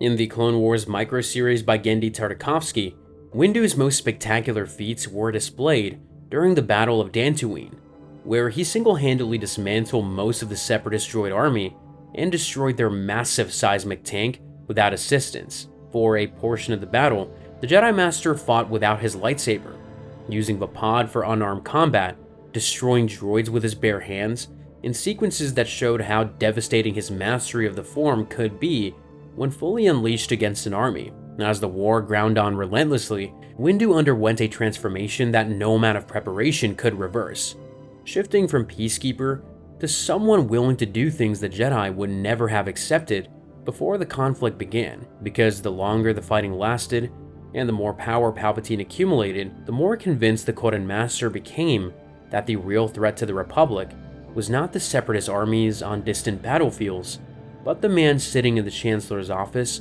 on Coruscant. Chapter 7: The Chancellor. By this stage of the war, Palpatine's influence over the Jedi Order had grown, making it impossible to ignore. The Supreme Chancellor had cultivated a private bond with Anakin Skywalker that bypassed the Council entirely, meeting with the young Jedi Knight regularly and drawing him closer with every passing month. Windu watched this relationship with growing unease, recognizing that no politician had ever inserted himself so far into the affairs of a Jedi. The Chancellor framed his attention as fatherly concern, but the Court and Masters saw it as interference, and the pattern only intensified as the war dragged on. As the Clone Wars progressed, Windu's suspicion of Palpatine deepened with every emergency power the Senate handed over. Though he never guessed the Chancellor was Darth Sidious, the Court and Master watched as the Senate became a rubber stamp for one man's authority. As Palpatine accumulated power that no single leader in the Republic had ever held, drawing from the canon novel Dark Disciple by Christie Golden, the Jedi Council made the decision to target Count Dooku for elimination, a plan Windu readily supported, while others were more hesitant. This was a serious departure from traditional Jedi ethics. The Court and Master, who once taught his Padawan that Jedi must never become enforcers, was now sanctioning the targeted elimination of a political leader.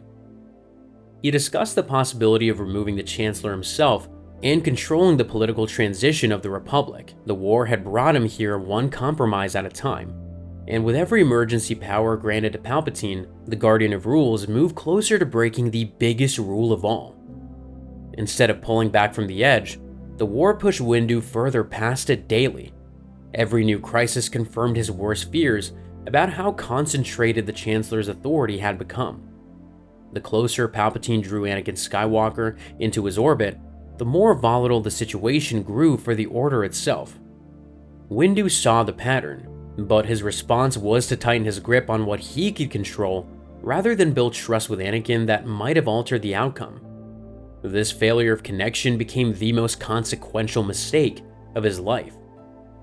Then, Palpatine's request to place Anakin on the Jedi Council pushed everything to breaking. As seen in Revenge of the Sith, Windu warned his fellow masters that pairing the Chancellor with the powerful but emotionally volatile young knight was dangerous. When the Council reluctantly granted Anakin a seat, it was Windu who delivered the devastating notification that Skywalker would sit on the Council but would not be granted the rank of Jedi Master. From Windu's perspective, the decision made perfect sense. The rank of Jedi Master required emotional maturity, wisdom earned through decades of service, and a proven ability to set aside personal feelings for the greater good. Anakin had demonstrated none of these qualities. He was formidable, arguably the most gifted Jedi alive, but power without control was exactly what Windu feared most. The Council would not grant promotions because the Chancellor wished it, and Windu would not compromise on that principle. From Windu's perspective, Anakin had not yet demonstrated the emotional maturity required. From Anakin's perspective, it was the culmination of years of distrust and dismissal from a man who had doubted him since he was a child. The Council then asked Anakin to spy on Palpatine, a decision that Windu supported but that Kenobi opposed. The tension between Windu and Skywalker had been building for over a decade, and every new demand from the Council only deepened the fracture between them. The Stover novelization reveals that Windu even began discussing the possibility of taking direct control of the Republic's political transition if the Chancellor cannot be removed through legal means. The man who had built his identity around guarding tradition and institutional order was now seriously considering a political overthrow of the Republic's elected leader. Step by step, compromise by compromise, the war had brought him to a place where the Guardian of Rules was ready to break the biggest rule of all. And then, Anakin Skywalker walked into Windu's office and told him the truth about Palpatine. The Chancellor was the Sith Lord, Darth Sidious. After Obi-Wan eliminated General Grievous on Utapau, Windu had no reason to wait. He told Anakin to stay in the Council chambers and not to interfere. Then, he gathered 3 fellow Jedi Masters, Kit Fisto, Agen Kolar, and Saesee Tiin. The 4 of them marched to the Chancellor's office to arrest him. But Windu told Anakin to remain behind, and that single decision, the choice to leave the most emotionally unstable knight in the Order, sitting alone with his fears, while the confrontation of a lifetime unfolded without him, set in motion the chain of events that would destroy the Jedi, the Republic, and Mace Windu himself. Because Anakin did not stay in the Council chambers, and what followed shattered the galaxy. Chapter 8: The Final Stand. Yet this was what Windu had feared and prepared for across his career. The confrontation began with a declaration of arrest, to which Palpatine responded with legal arguments and accusations of persecution. When Windu insisted, Sidious attacked with terrifying speed, producing a crimson lightsaber and cutting down Agan Kolar and Saesee Tiin in mere seconds. Kit Fisto lasted only moments longer before falling. Only Windu remained standing against the full power of the Dark Lord of the Sith. The duel between Windu and Sidious was everything the Quarren Master had built toward. Sinking into Vaapad as he had never done before, he fought the Dark Lord of the Sith blade to blade. In the Legends novelization by Matthew Stover, his fighting state was described as unprecedented. The realization that the Republic he had devoted his life to serving had already fallen under Sith control poured fury into the Force, and through Vaapad, Windu channeled it all back against the Sith Lord with devastating precision. The superconducting loop that Vaapad created between them reached its peak. Sidious's own dark side power flowed into Windu's form and was amplified by the Quarren Master's lifelong familiarity with darkness, and returned against the Sith Lord with compounding force. Every attack Sidious made only strengthened his opponent. The Dark Lord of the Sith, who had orchestrated the fall of an entire republic from the shadows, found himself losing ground to a single Jedi who had spent decades preparing for exactly this confrontation. And George Lucas himself confirmed that Windu genuinely won the lightsaber duel against the Sith. The Jedi Master drove Sidious back through the office, out onto the wind-blown ledge of the shattered window. A swift kick sent Sidious staggering, his lightsaber flying into the Coruscant skyline. Windu held his blade to the Sith Lord's throat. In the novelization, Windu realized through his Shatterpoint ability that Sidious's weakness was Anakin Skywalker himself. Critically, he did not check on Anakin's Shatterpoint. Palpatine hurled Force lightning at Windu while simultaneously begging for mercy, performing the role of a helpless old man being attacked by an out-of-control Jedi. Windu deflected the lightning back with his lightsaber, the redirected current deforming Sidious's face into his now infamous twisted visage. The lightning stopped, and the Sith Lord lay on the floor, seemingly broken and spent. And Windu made his decision. Windu declared Palpatine too dangerous to be left alive and raised his blade. But the man who learned Jedi must never become an enforcer now raised his own blade. The war had brought him to the exact place his master had once warned him about on Mathas. He had come full circle, and this time there was no teacher to stop him. Palpatine controlled the Senate and the courts. A trial would be meaningless because the system Windu had always trusted was already compromised beyond repair. And in that moment, as the Quarren Master raised his blade, Anakin Skywalker arrived. Driven by his terror of losing Padme, desperate to preserve the only being who had promised him the power to save her, Anakin severed Windu's lightsaber hand in a single stroke. As Stover writes, Windu realized too late that he had forgotten to look for Anakin's own Shatterpoint, the young man's willingness to betray anyone and destroy all of it to save his wife. The one factor Windu could not control was another person's choice, and it was the one factor that decided the outcome. The ability that had defined him since childhood, the gift that had let him see where things would break, had failed him at the critical hour because he never turned it on the one person standing behind him. He had spent a lifetime building walls against his own darkness, and those walls had blinded him to the darkness growing in someone else. Decades of distrust had made it impossible for Windu to see Anakin as anything other than a risk to be managed, never as a person to be reached. Sidious dropped all pretense, and with a rejuvenated surge of lightning, he ended it. He blasted the disarmed and wounded Jedi Master through the shattered window. Mace Windu fell from the towering heights of the Senate office building and vanished into the Coruscant night, bringing an end to the life of one of the most formidable Jedi who had ever lived. His fall and Anakin's role in it directly triggered the events that destroyed the Jedi Order. As Palpatine branded the Jedi as traitors, issued Order 66, and transformed the Republic into the Galactic Empire.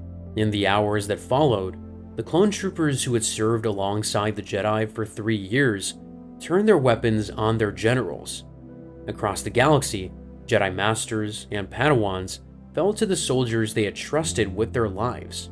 The temple on Coruscant was stormed, and the order that had stood for 1,000 generations was destroyed in a single night. And all of it traced back to that office, that window, and the moment Mace Windu raised his blade and Anakin Skywalker made his choice. General Cham Syndulla remembered the Jedi Master with great respect and told his daughter Hera the tale of how Windu helped liberate their world. The name Hammer of Ryloth endured through the darkness that followed. Mace Windu had stood at the edge of saving the Republic, the blade at the throat of the most powerful Sith Lord in 1,000 years. He did not fail because he lacked skill, power, or conviction. He failed because he never looked behind him. Windu had everything but foresight, and one blind spot cost him his life and the Republic. Our number 2 pick had no such gap. He spent nearly 900 years refining his skill, longer than any duelist on this list has been alive. Small, ancient, and endlessly patient, he was the fighter the whole Jedi Order looked up to, and one of the only beings ever to stand against the Emperor and walk away. Grandmaster Yoda wasn't always the greatest Jedi Master in the Order's history. Once, he was just a mysterious being belonging to an equally mysterious species. Yoda's origins remain one of the galaxy's undocumented secrets. Born in 896 BBY, he belonged to an ancient species that can't be found on any galactic record. Even the vast Jedi archives, which held mountains of databanks of knowledge, contain no information about his species nor his homeworld. They are publicly known only as Yoda's species. On top of that, Yoda himself never spoke of his background. What's even more mysterious is that the very few details that are known about them only provide more questions than answers. There are only 3 known things about their kind in canon stories. For one, they are exceedingly rare, with only 3 of them ever recorded in the galaxy. 2, all of them have incredibly long lifespans, with Yoda's spanning almost 1,000 years. What's most remarkable, however, is the last known fact about them. All are shown to have extraordinarily strong connections with the Force. As such, Yoda was born with this incredible gift. Naturally, this gift led him straight to the Jedi Order. Beyond these few details, however, the rest of Yoda's early years remain a mystery. At least, that is how the story is told in canon. That's why I've gone through Legends material, comic books, novels, and even magazines to give you a more detailed account of Yoda's young life. Learning the ways of the Force. According to Legends sources, Yoda always wanted to reach greater heights as a young being. One day, he and a human friend left their isolated homeworld on a simple starship, seeking adventure and a new life among the stars. But as they were traveling through space, their journey took a dangerous turn when their ship was struck by an asteroid. They sent a distress signal, but received no responses. Their support systems and supplies ran dangerously low after spending days drifting through space. Finally, their sensors found a nearby star system that was close enough for their ship's dwindling power. With nothing but a determination to survive, they powered up their crumbling ship before crash landing on a swampy planet. They weren't out of the woods yet. While they were no longer stranded in space, they were castaways on a strange planet with no means of getting off. But then, just when all hope seemed lost, they were discovered by a Hysalrian, a massive sentient serpentine. Not only would he save their lives, he would also change their fates. He introduced himself as Nakata del Gormo, a Jedi Master. Upon rescuing the pair, he sensed the Force flowing through both of them. This was a revelation to both Yoda and his human companion, who were both unaware of their latent gifts. Therefore, Master Del Gormo took them as his apprentices, training them in the ways of the Jedi right there on that remote world.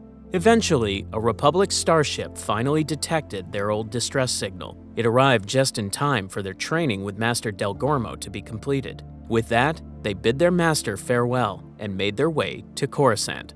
There, Yoda continued training at the Jedi Temple, where he impressed the masters with his natural ability and deep connection to the Force. What follows next is strictly canon material. That said, whether you follow the canon stories or the tales from Legends, one fact remains constant. Yoda's rise through the Jedi ranks was astonishing. His connection to the Force and wisdom grew with each passing decade in the Order. At 100 years old, he began training Padawan learners, starting a teaching legacy that would span 8 centuries. Over his lifetime, it is believed that he has trained over 20,000 Jedi, a feat no other master in history has ever achieved. As centuries passed, he produced generation after generation of exceptional Jedi Knights. Incidentally, he trained many of these students during an age known for prosperity and peace. Keeping the peace. During the High Republic era, roughly 500 to 100 BBY, Yoda had already become a living legend and had earned a seat on the Jedi High Council. Best of all, he had ascended to the rank of Grand Master, the ultimate recognition that he stood taller among the most powerful and wise Jedi. And while the High Republic era was known for being a golden age of peace and expansion, there were still conflicts scattered across the galaxy. Many of these conflicts would be ended by Yoda himself.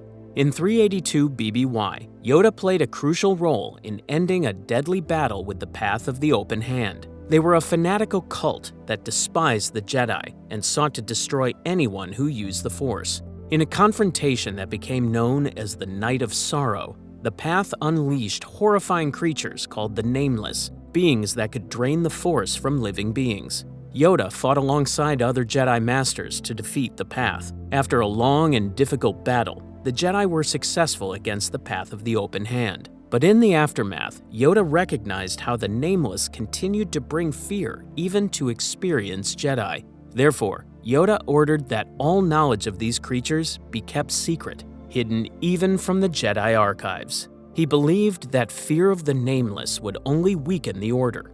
Fear, after all, leads to the dark side. This choice, born from protective instinct, meant future generations of Jedi would remain unaware of this terrifying creature. Unfortunately, it also meant they had no knowledge of this looming threat and how to overcome it should it return. 149 years later, Yoda felt the Force push him towards a different path. He felt that the Force was calling him to directly mentor young Padawans in the field. In response, he took a sabbatical from the Jedi Council. Instead of leading at the Jedi Grand Temple on Coruscant, he chose to serve aboard the Padawan academic cruiser Starhopper. As he would later realize, this wasn't the only reason the Force urged him to leave the temple, because the very year Yoda joined the Starhopper, disaster struck. The great hyperspace disaster sent massive debris chunks hurtling through hyperspace at light speed, threatening to obliterate entire star systems. When the Trimont system faced annihilation from incoming debris, the Starhopper was the only Jedi vessel close enough to respond. Yoda and a fellow master stayed aboard their ship, using the Force to deflect the largest chunks of wreckage in space. The Padawans rushed down to Trimont 4's surface in rescue shuttles. Unfortunately, the disaster attracted vultures. Anarchic raiders called the Nile arrived to exploit the chaos. The Padawans, unaware of the Nile's underlying motives, sought their help. They urged the new arrivals to use their ships to evacuate civilians. Instead, the raiders attacked, and the Padawans found themselves battling these dangerous marauders on the ground to protect the innocent.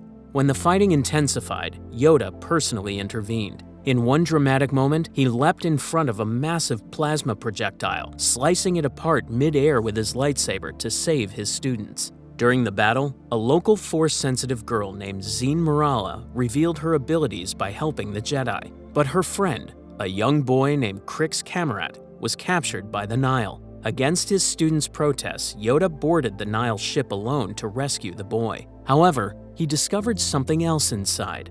A strange, glowing purple artifact. He thought nothing of this artifact and proceeded with the rescue. He would later find out that this artifact was much more dangerous than it looked, and that he should have taken it from the Nile when he had the chance.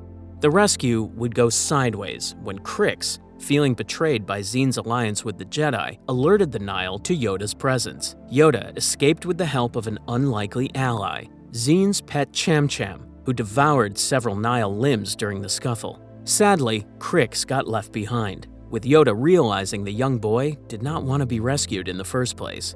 Following these events, Yoda attended the dedication of Starlight Beacon, a massive Jedi space station meant to be a symbol of hope in the Outer Rim. But he wasn't ready to return to the Council yet. His mission with the Padawans wasn't finished. The Force still had plans for him.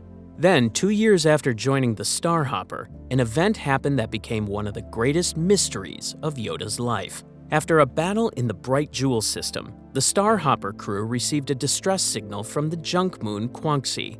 There, they discovered a Nihil base, and Yoda encountered the man named Elder Tromac, someone he had met decades earlier during the Path of the Open Hand conflict. Tromac, once a member of the Path, now hated the Nihil for imprisoning him. He revealed that the Nihil were seeking the second half of the mysterious artifact, the same type Yoda had seen on Marchion Ro's ship. He also revealed the true purpose of these artifacts. They were control rods used to control the Nameless. What's worse, they already held one half of it. Realizing the chaos that could be unleashed should both rods reunite, Tromac begged Yoda to help him prevent the Nihil from acquiring it. He also insisted on absolute secrecy, refusing to even let the Master bring a comlink. Agreeing that the Nihil can't be allowed to hold such power, Yoda departed with Tromac for the planet Vrant Tarnum, where the second half was hidden. Yoda sent the final message to his fellow Jedi, explicitly ordering them not to follow him. This would be an ominous indication of what would follow. Just as Yoda and Tromac were approaching the planet, their shuttle was shot down. The Nihil ambushed them and seized the artifact fragment. Their mission had failed, and the Nihil acquired the second half of the Nameless control rod. To make matters even worse, Grandmaster Yoda suddenly went missing. With no word or signs of him, Yoda's name was added to the list of Jedi presumed dead. His absence devastated those who knew him, and the galaxy felt his absence strongly in the impending battle. Then, in 230 BBY, a battle on Corellia occurred simultaneously with the fall of Starlight Beacon. As Masters Kantam Sai and Comac Vetus fought overwhelming Nihil forces on Coronet City, a hooded figure suddenly appeared. Using the Force, this mysterious Jedi halted a massive stolen starship the Nihil were launching. Victory was won, all thanks to this mysterious figure, who appeared at the last minute from out of nowhere. Then, when he lowered his hood, he revealed himself as the missing Grand Master. Yoda had returned, and he wasn't alone. With him was Aslan Rel, a former Jedi who had survived the Night of Sorrow a century earlier. Though Rel had descended into madness studying the Nameless, Yoda brought him along for his crucial knowledge about defeating these creatures. What exactly happened during Yoda's lost year remains a mystery, and not even he offered any explanation for his sudden year-long absence. Resurgence of the Sith.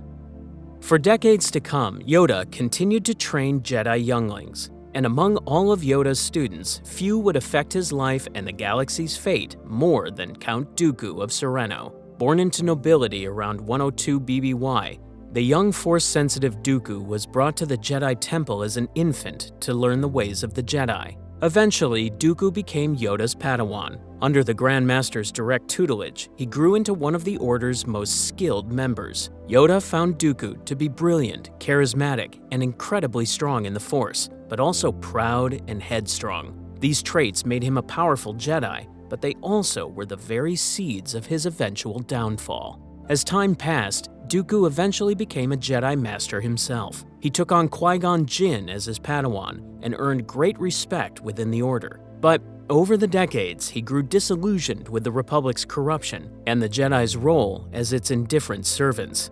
Then, Dooku made a decision that shocked everyone. He left the Jedi Order.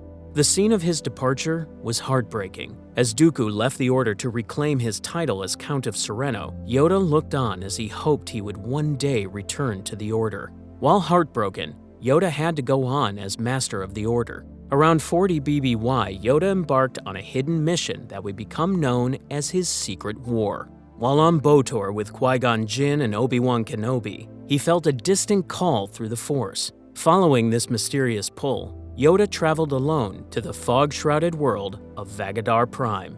Child warriors attacked him the moment he landed. Yoda defended himself carefully, then surrendered peacefully to show he meant no harm. The children realized he must have heard their sky scream, a force-powered cry for help that only someone with incredible power could perceive across the stars. In their settlement called Mucktown, Yoda discovered a tragic truth. Vagadar Prime's people once lived in harmony near the Blue Mountains. towering peaks of living stone that channeled the Force. But greed for the mountain's power sparked a devastating war that destroyed all but one peak. The survivors split into two warring tribes, the Mud Dwellers and the Rock Hawkers. Now, only children remained.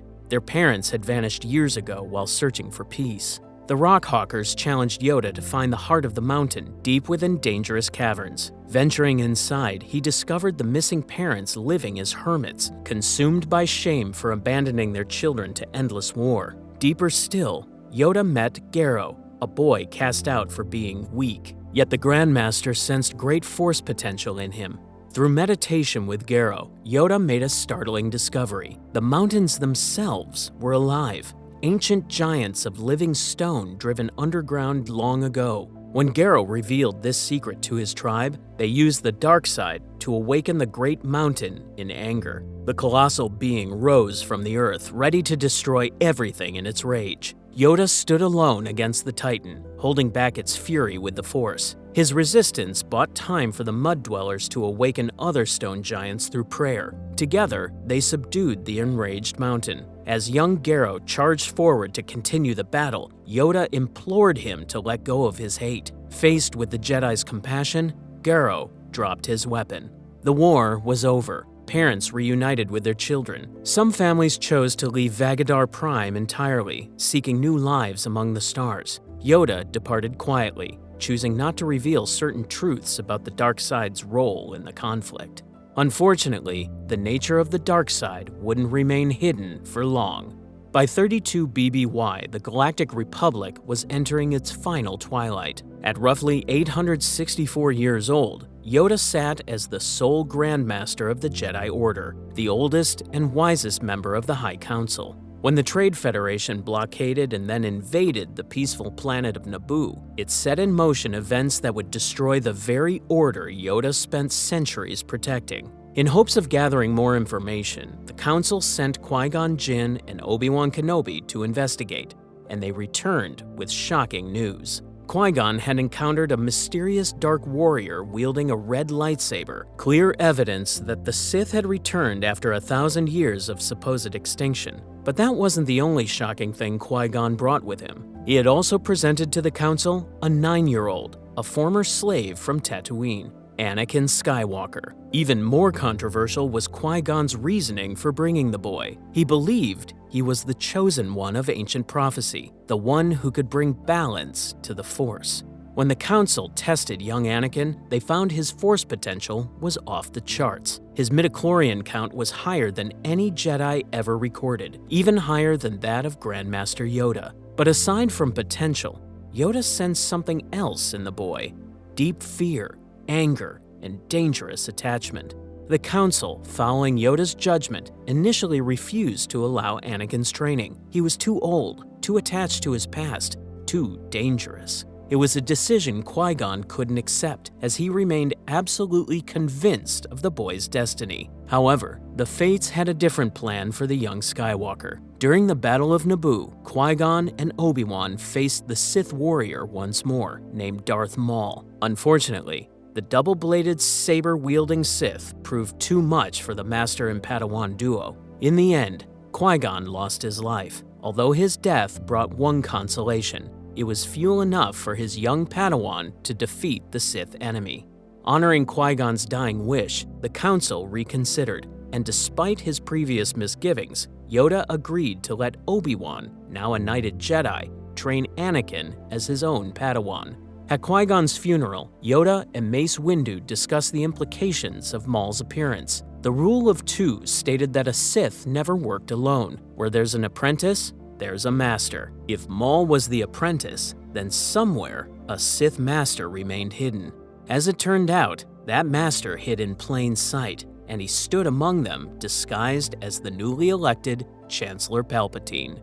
In the decade following the Battle of Naboo, the Republic began to fracture. By 22 BBY, Count Dooku had created a separatist movement and rallied multiple star systems against the Republic. Yoda watched in horror as the student he had hoped might one day return to the light had become an enemy of the Republic. Worse than that, Dooku had completely fallen to the dark side of the Force. Adopting the moniker Darth Tyrannus, Dooku had succeeded Darth Maul as Sidious's new apprentice. More troubling still, the Jedi's ability to see the future was failing. In private, Yoda admitted to Mace Windu that their connection to the Force had diminished. The dark side clouded everything, but revealing this weakness to the Senate would only embolden their enemies. The Jedi carried this terrible secret as the crisis turned to war. The Separatist crisis exploded when Obi-Wan, investigating an assassination attempt on Senator Padme Amidala, discovered two shocking revelations. On Kamino, a massive clone army had been secretly commissioned for the Republic. Then, on Geonosis,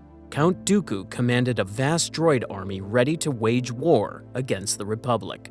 With conflict inevitable, Chancellor Palpatine was granted emergency powers and authorized the use of the clone army. The Senate made this choice to protect the Republic. Little did they know, this was the first step towards its doom. The Clone Wars. Yoda personally traveled to Kamino to take command of these troops. Leading them into battle went against everything the Jedi stood for, but the alternative was the Republic's destruction. At the Battle of Geonosis, Yoda arrived with clone battalions just in time to rescue Mace Windu and a handful of surviving Jedi from certain death in the Petranaki arena. For the first time in generations, Jedi served as military commanders. The Clone Wars had begun. During the battle's climax, Yoda confronted Count Dooku in his hangar. Master faced former student in a lightsaber duel that showcased both warriors at their peak. Dooku, who made the first move, unleashed force lightning at his old master. Yoda absorbed it with his bare hands and redirected it back. Their lightsaber combat was blindingly fast. After the epic clash, the duel ended in a stalemate. Realizing he couldn't defeat Yoda directly, Dooku created a distraction by endangering the wounded Obi-Wan and Anakin. Yoda chose to save his fellow Jedi rather than pursue Dooku, who escaped to continue leading the Separatists. The Clone Wars transformed the Jedi from peacekeepers into generals, and no one felt this burden more than Yoda. Though he served as a key strategist from the Jedi Temple's war room, he also led troops personally when needed, always emphasizing compassion, even in warfare. One of his most memorable battlefield moments came at Rugosa, where Yoda and just 3 clone troopers were ambushed by an entire Separatist battalion. The mission was to secure an alliance with the Toydarian king, but Asajj Ventress, Dooku's dark assassin, had set a trap. Outnumbered hundreds to 1, Yoda turned the impossible situation into a teaching moment. He learned each clone's name, treated them as individuals rather than numbers. Through clever tactics and inspiration, Yoda's small squad defeated the droid army. When Ventress herself attacked, Yoda disarmed her so effortlessly that she fled rather than continue the fight. Throughout the war, Yoda continued training young Jedi whenever possible. In a particularly insightful move, he assigned Ahsoka Tano as Anakin Skywalker's Padawan. Yoda hoped that teaching would help Anakin learn to let go of his attachments, the very flaw Yoda had sensed in him years earlier.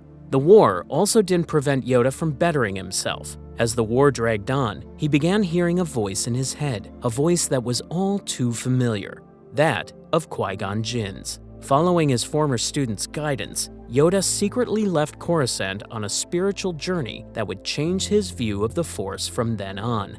First, Qui-Gon led him to Dagobah, a planet saturated with the living Force. In a cave strong with the dark side, Yoda confronted a vision of his own inner darkness, a shadowy version of himself that embodied all his fears and hubris. Only by acknowledging this darkness could he move forward. Next, Yoda traveled to the Wellspring of Life, the birthplace of midichlorians, where he met the 5 priestesses, ancient beings who taught the secret of maintaining consciousness after death. They sent him to Moraband, the ancient Sith homeworld, for his final trial. There, Yoda resisted temptations from 2 Sith lords, Darth Bane and Darth Sidious. Through these trials, Yoda learned the path to immortality, not of the body, but of the spirit, a way to become one with the Force. Though he couldn't prevent the coming darkness, he now knew there was hope beyond it. Yoda also continued to foster good relations with his allies. One good example of this is how he personally defended Kashyyyk during the war. Throughout the centuries, he developed a special bond with the Wookiees, the natives of the planet. He visited their world numerous times, often mediating conflicts between the Wookiees and their aggressive neighbors. The Wookiees saw Yoda not just as an ally, but as a true friend of their people. In recognition of his longtime service, the Wookiees granted Yoda an ancient honor, the title Defender of the Home Tree. This ceremonial name was reserved for those who had protected the great city trees of Kashyyyk and the Wookiee way of life. Yoda was even adopted into Wookiee honor families, making him literally part of their extended clans. This wasn't just an empty title, it represented decades of real commitment. Yoda had stood with the Wookiees through conflicts, negotiations, and crises, and during the Clone Wars, they in turn stood with him as the worst attack on the Jedi Order took place. The fall of the Jedi Order. In 19 BBY, everything fell in place for the enemy of the Jedi. Chancellor Palpatine revealed himself to Anakin as Darth Sidious, the Sith Lord the Jedi had been hunting for 13 years. When Mace Windu attempted to arrest him, Anakin intervened, allowing Palpatine to kill Windu and seduce Anakin to the dark side as Darth Vader. Then came Order 66, the secret protocol embedded into every clone trooper's mind, branding all Jedi as traitors to be executed immediately. Yoda felt it on Kashyyyk, a massive disturbance in the Force as thousands of Jedi died simultaneously across the galaxy. Commander Gree and another clone approached Yoda from behind to execute him, but the Grand Master sensed their murderous intent. In one fluid motion, he decapitated both would-be assassins with his lightsaber. Chewbacca and Tarful, honoring Yoda's decades of friendship with their people, helped him escape into the Shadowlands and eventually off-planet. Senator Bail Organa evacuated both Yoda and Obi-Wan, bringing them back to Coruscant. In the ruined Jedi Temple, they found a massacre. Younglings and knights slaughtered not by clones, but by a lightsaber. Security recordings revealed the horrific truth. Anakin Skywalker, now Darth Vader, had led the slaughter. Yoda knew what had to be done. While Obi-Wan went to face his former apprentice, Yoda went directly to the Senate building to confront Darth Sidious. Their duel in the empty Senate chamber was legendary. Two masters of the Force at the height of their powers. They hurled Senate pods at each other with telekinesis, clashed lightsabers with blinding speed, and unleashed Force powers that shook the entire building. When Sidious struck with Force lightning, Yoda caught it and redirected it back, causing an explosion that sent both flying. But Yoda fell from the Chancellor's podium to the Senate floor far below. Though he survived, he realized a terrible truth. He would not win this battle. The Sith had won not through superior strength, but because the Jedi had been fighting the wrong war all along. For Yoda, there was only one course of action left. He had to flee. The Jedi Order was destroyed, with only a handful of survivors scattered across the galaxy. With that, he escaped and decided it was best to go into exile. Before parting ways with Obi-Wan, Yoda revealed one ray of hope. Qui-Gon had learned to become one with the Force and would teach them to do the same. However, more importantly for the galaxy, he also helped hide the Skywalker twins. Luke would go to Tatooine with Obi-Wan watching over him, while Leia would be adopted by the Organas on Alderaan. Yoda chose Dagobah for his exile, knowing its strong Force presence would hide him from the Emperor's senses. The mighty Grand Master of the Jedi Order vanished into the swamps, carrying the weight of the Order's destruction and the hope for its eventual rebirth. For 22 years, Yoda lived alone on Dagobah, the swamp world teeming with life and the Force. He made his home near a cave that was the nexus of dark side energy, its darkness masking his light from Palpatine's searching senses. In exile, Yoda lived simply, eating roots and swamp creatures, spending his days in meditation. But Yoda wasn't completely isolated. Through the Force, he continued his training with Qui-Gon's spirit, perfecting the technique that would allow him to maintain his identity after death. He also reached out through the Force to guide other survivors. When young Ezra Bridger and Kanan Jarrus sought wisdom in the Lothal Jedi Temple, Yoda's voice and vision guided them from across the galaxy.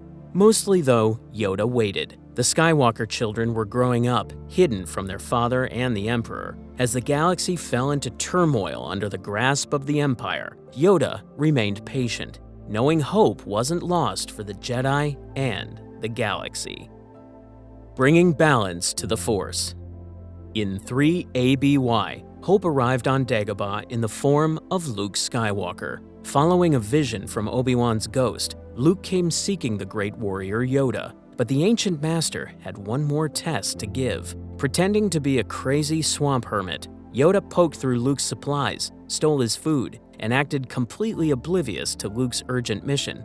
Yoda was testing Luke's patience, humility, and character through playfulness. Unfortunately, he found Luke impatient and reckless, much like his father. Therefore, he refused to train him, with the fear of making the same mistake twice. Only when Obi-Wan's spirit intervened did Yoda reveal himself and reluctantly agreed to train the boy.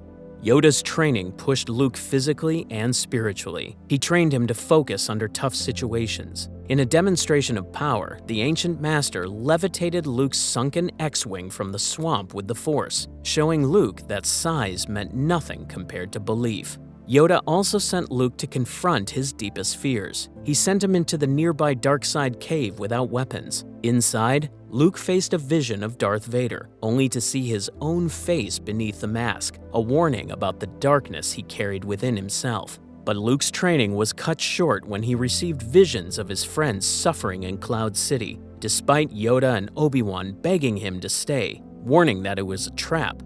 Luke chose to leave. While he eventually did succeed in his mission, Yoda pondered on the young Padawan's recklessness. However, he also acknowledged that there is another Skywalker who can set them on the right path. A year later, Luke returned to complete his training, but found Yoda approaching the end of his life. Bedridden and weak, Yoda confirmed the truth Luke dreaded. Darth Vader was indeed his father. But he also told Luke that he must confront Vader again. Only by facing the Sith could he become a true Jedi Knight. With his final breaths, Yoda made another revelation.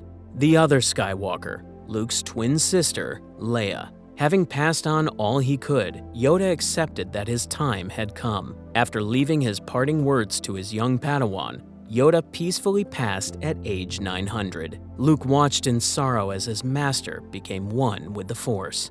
The last of the old Jedi Order was gone, but not truly dead. Yoda had achieved what no Sith ever could: immortality through the light side of the Force. True to his training, Yoda retained his consciousness after death. At the celebration on Endor after the Empire's defeat, Luke saw the spirits of Yoda, Obi-Wan, and his redeemed father Anakin watching over him, the old generation blessing the new. Yoda was the greatest the Jedi ever produced. Our number one pick is the man who buried the entire order. He crossed blades with more than one fighter on this list, but his real weapon was patience. He overpowered Maul and Savage Opress in a single fight, yet hid that strength for decades behind a politician's smile and brought down 1,000 generations of Jedi with a plan they never saw coming. He is the most complete duelist in Star Wars history and by far the most dangerous. Sheev Palpatine was not born the galaxy's most feared manipulator. On the surface, he appeared to be the son of a wealthy family on the peaceful world of Naboo. But inside him was a darkness that would one day destroy his family and the entire galaxy. The young man who would become emperor had always been different. His father, Kosinga Palpatine, sensed something dangerous in his son from the moment he first held him as an infant. The child fought against being held with a strength that was impossible for his size and age. Where other parents saw typical rebelliousness, Kosinga saw cold calculation. Where others heard youthful ambition, he heard something far more unsettling. As Sheev grew older, his father used his wealth and influence to cover up his crimes, rescuing him from situations that would have landed anyone else in a correctional facility. Each scandal avoided only deepened the hatred between father and son. By his teens, Sheev had found a mentor who understood his true nature. The wealthy banker Hago Damask saw potential that others failed to recognize. Under Damask's influence, Sheev learned that power was not given but taken, that the strong ruled while the weak served, and that sentiment was a luxury he could not afford. The final confrontation with his father came aboard the family starship. Kosinga had arranged to send Sheev away to Chamal Minor, attempting to separate him from Hago Damask's influence. The argument escalated as father and son hurled bitter truths at one another. Kosinga admitted he hated his son enough to want to kill him from the start. When he took a step toward Sheev, something erupted from within the young man. A power he had always felt but never fully unleashed exploded outward, hurling Kosinga against the bulkhead and killing him. The power continued, warping metal and throwing bodies across the ship until everyone aboard was dead. Kosinga, his wife, Sheev's siblings, and the guards all perished. As the only survivor, Sheev stood trembling, his face stricken by what had occurred. He called out for help, but the shock soon gave way to something else. Ego Damask arranged for the ship's disposal, ensuring no one would ever learn what had happened. The act had torn down the walls Sheev had built since infancy to hide his power. This and all following information are drawn from both the expanded universe and canon. Check the description for info. Now, enjoy. The making of a monster. Under Darth Plagueis' guidance, young Sidious learned something far more deadly than simple lightsaber combat. His master taught him how to influence entire civilizations through patience and deception. In these early years, Sidious wasn't yet building armies or superweapons. That would come later. First, he had to learn how to rot the Republic from within, turning the Republic's greatest strengths into fatal weaknesses. The change began the moment Sidious entered the Galactic Senate as Naboo's new representative. The young man who had murdered his family in rage was carefully transformed into something more dangerous, a political weapon with the patience to plan decades ahead. Plagueis knew that creating the ultimate Sith Lord required something more than raw power. It needed complete mastery of lies on a galactic scale. Senator Palpatine's public persona became a tool of manipulation. By day, he appeared to be the perfect civil servant. He projected an image of devotion to his people, asking thoughtful questions that made others feel heard, and showed a talent for finding common ground between rivals. Colleagues considered him a rarity, a politician motivated by service rather than ambition. But every gesture was fake. Every expression of concern was planned. Every moment of apparent weakness was designed to create specific effects. Plagueis had taught him to plant ideas so cleverly in others' minds that they believed the thoughts were their own. True power came not from forcing compliance, but from making beings desire what served the Sith's purposes. As Sidious developed his craft of deception, a terrible truth was growing in their relationship. The twisted bond meant Plagueis was teaching him everything he would need to commit the ultimate betrayal. Plagueis watched these developments with growing approval. The young Sith understood what his master called the politics of inevitability. This meant creating conditions where people would naturally choose paths that served Sith interests while believing they were making free decisions. Every crisis Sidious engineered polished his image as a problem solver. Every conflict he ended expanded his influence, and every favor he granted became a debt he could one day collect. This was the most devastating aspect of Sidious's training. His master was both his ally and ultimate enemy. The Rule of Two wasn't simply a numerical limitation on Sith membership. It was designed to ensure the dark side's power through constant challenge. Each apprentice was forced to grow strong enough to eventually battle their master to the death. There could be no retirement from Sith service, no peaceful transition of power, no sharing of ultimate authority. And one day, Sidious would need to kill the being who had saved him, taught him, and shaped him into everything he had become. The relationship between Plagueis and Sidious was built on constant psychological tension. Plagueis shared ancient Sith secrets while watching for signs that his apprentice was becoming too powerful. They planned galactic conquest together, yet each privately prepared for the moment they would inevitably clash. Beneath this threat of betrayal, there was also complexity to their bond. Plagueis took pride in his apprentice's accomplishments, praising his political victories and offering guidance beyond formal instruction. Sidious, despite his increasing independence, still sought his master's approval, even as he plotted his downfall. In this way, they were father and son, teacher and student, allies and rivals, all at once. Ultimately, this complexity strengthened Sidious rather than weakening him. The constant risk of betrayal forced him to think carefully about every move, control his emotions, and sharpen the skills he would one day use to kill his master.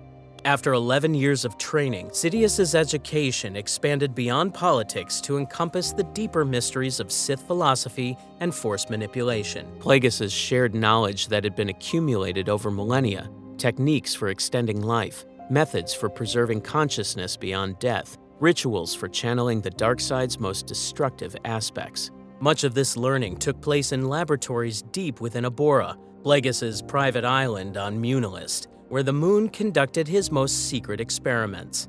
The most important lesson concerned the power to conquer death itself. Plagueis believed he had discovered how to use the Force to stop people from dying, manipulating the midichlorians that animated all living things. Sidious could not be sure if this was the literal truth or symbolic teaching, but the meaning was powerful.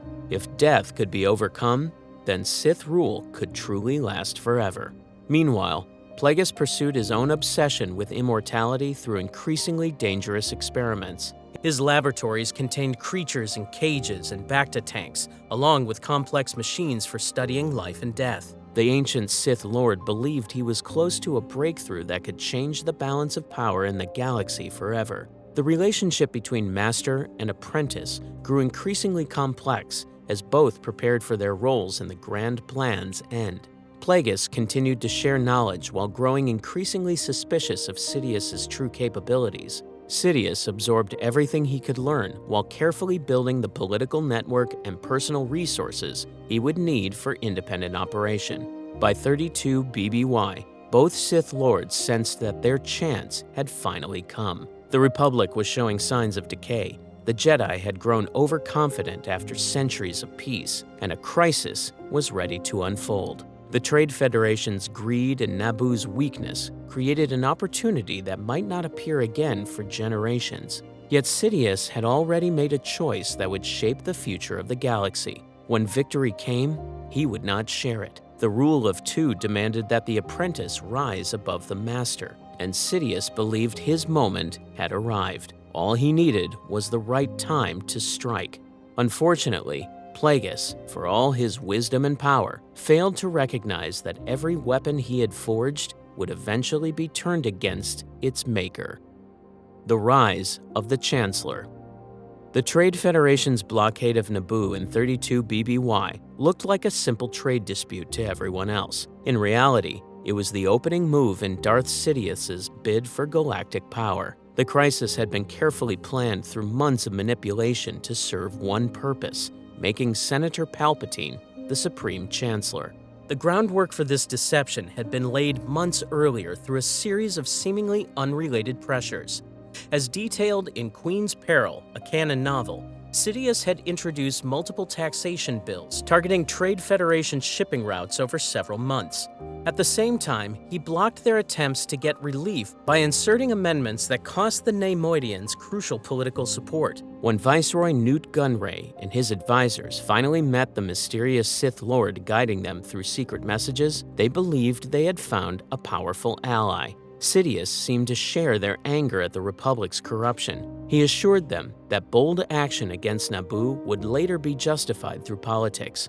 What began as an illegal blockade, he promised, would soon be seen as a legal defense of corporate rights. The blockade created a crisis that ultimately contributed to the downfall of Chancellor Valorum. It created real suffering that demanded immediate action, while positioning Senator Palpatine as the voice of justice against corporate greed. The blockade was carried out with ruthless efficiency. Massive Trade Federation battleships surrounded Naboo, cutting off all shipping and communication with the wider galaxy. Naboo's limited food reserves, enough to feed the entire planet for only a week, forced Queen Amidala to implement rationing. The crisis demanded immediate action, but the Republic's Senate only offered bureaucratic delays. Queen Amidala's government found itself in an impossible position. They lacked the military resources to challenge the Trade Federation directly. Their appeals to the Republic's Senate were delayed, and their own representatives seemed as frustrated and powerless as they were. Unbeknownst to them, their trusted senator was the architect of their suffering. Sidious coordinated his actions as the Sith and as Senator Palpatine at the same time. As the mysterious Sith Lord, he directed Trade Federation military operations through encrypted holographic communications. His face was hidden in shadow, and his voice electronically distorted. As Senator Palpatine, he publicly condemned the blockade while privately working to ensure that meaningful relief would be impossible through normal political channels. Sidious carefully coordinated each command with his public persona. When the Jedi Council sent Qui-Gon Jinn and Obi-Wan Kenobi as negotiators, Sidious faced both opportunity and risk. Jedi involvement made the situation appear more serious and increased pressure for resolution. However, it also meant Force-sensitive investigators would be studying a crisis he had secretly engineered. To protect his plans, he acted quickly. By ordering the Jedi killed as soon as they arrived, the Sith Lord showed his readiness to use violence whenever needed to secure his goals. Although the attempt on their lives failed, it still worked to his advantage. It destroyed any chance of a peaceful outcome. It pushed the Jedi into open conflict. It created the urgency that would drive Queen Amidala into desperate action. The deployment of Darth Maul represented perhaps the greatest risk Sidious had taken since the beginning of his political career. Years before the Naboo crisis, the Dark Lord had begun preparing for the violent phase of his plan through the acquisition and training of a deadly weapon, a Zabrak child from the planet Dathomir. The boy, Maul, had come to Sidious as a child, a gift from his mother, the Night Sister Witch Mother Talzin, as part of an arrangement that Sidious would later betray. The transaction left Talzin with a grudge that ran deep, having surrendered her son for promises that were never kept. For Sidious, the result was ideal. A Force-sensitive boy young enough to be molded completely, with no competing loyalties or moral foundations to overcome. The separation was calculated and cruel, exploiting a mother's ambitions to sever a family bond and create a weapon of pure hatred. Sidious subjected the young Zabrak to relentless conditioning, psychological manipulation, and exposure to the dark side's most corrupting influences. Pain became Maul's teacher, survival his only goal. Rage was shaped into focus, desperation into strength, and abandonment into absolute loyalty. Maul's early missions tested his conditioning while advancing Sidious's political schemes. He eliminated rivals who could not be bought or manipulated. He gathered intelligence on Jedi movements and Republic military capabilities. He struck terror into criminal organizations that refused to cooperate with Sith plans. Each success earned him nothing more than the privilege of serving again. The relationship between master and apprentice was built on fear, not affection. Sidious offered no warmth, no genuine guidance, no hope of eventual independence. Maul existed to be used and, when necessary, discarded. This dynamic shaped how they worked together for over a decade, creating a tool made for the kind of violence needed in the grand plan. As the crisis deepened and Queen Amidala escaped Naboo to seek help on Coruscant, Sidious prepared for the most delicate phase of his manipulation. The young queen would need to be convinced that Chancellor Valorum's government was too corrupt and ineffective to save her people. This conviction would have to arise naturally from her own observations rather than direct suggestion. Her call for new leadership had to appear to be her own idea. If Amidala called for change, Sidious's rise would be unstoppable. The vote of no confidence proceeded exactly as Sidious had calculated. Valorum's government, already weakened by previous scandals and government failures, proved unable to provide decisive leadership. Compared to the suffering of Naboo's people, the Chancellor's slow diplomacy seemed weak. That's why, when Queen Amidala called for new leadership, her voice carried undeniable power in the Senate. The election campaign revealed Sidious's skill at political theater. While his rivals, Ainley Team of Malastare and Bail Antilles of Alderaan, relied on experience and established networks, Palpatine presented himself as a humble servant, forced into prominence by tragedy. His speeches stressed duty over ambition, service over power, and competence over ideology.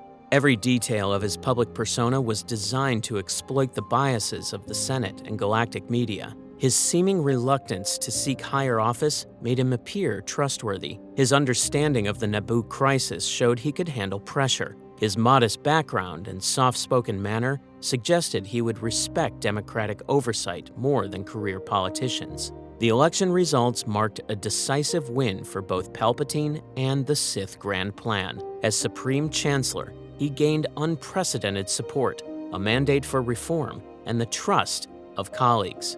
Yet Sidious's greatest triumph came that very night. In Darth Plagueis, a Legends novel by James Luceno, the newly elected Chancellor visited his master at Plagueis's Coruscant residence. The ancient moon, drunk with celebration, had let down his guard. The irony was perfect. The being who had taught Sidious everything about betrayal had made himself vulnerable at the peak of their shared victory. The murder of Darth Plagueis was accomplished with calculated cruelty. Sidious attacked with Force lightning, targeting his master's breathing device.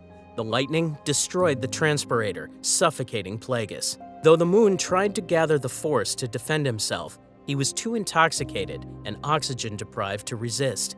Sidious struck again and again until his master died.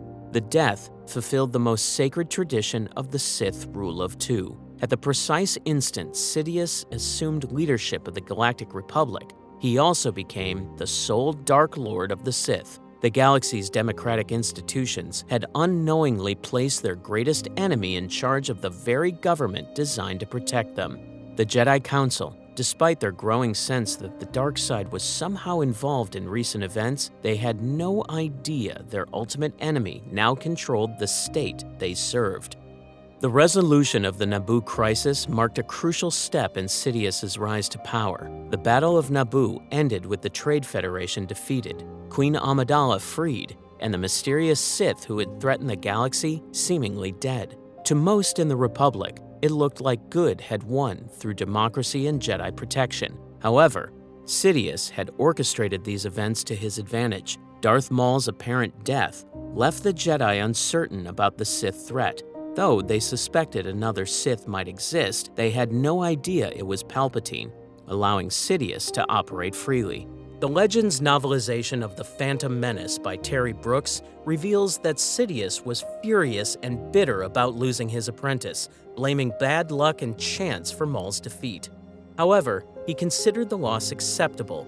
He had achieved his primary goal of becoming Supreme Chancellor. He vowed that those responsible for Maul's death would be held accountable, while recognizing the need to find and train a new apprentice. Maul's apparent death showed how Sidious truly viewed his servants.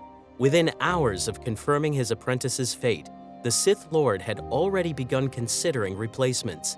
The ease with which he moved on from Maul's apparent death foreshadowed how he would treat all future apprentices. Count Dooku, despite his noble heritage and political value, would prove equally expendable when his usefulness ended. Even Anakin Skywalker, the prophesied chosen one, would be valued only for what he could provide rather than who he was. To the Sith Lord, people only mattered if they could help him win. Engineering the Clone Wars. The 10 years after Palpatine became Supreme Chancellor saw the Republic slowly slide toward crisis. What seemed like normal political problems was actually the careful work of Darth Sidious, orchestrating the next phase of his plan to destroy both the Republic and the Jedi Order.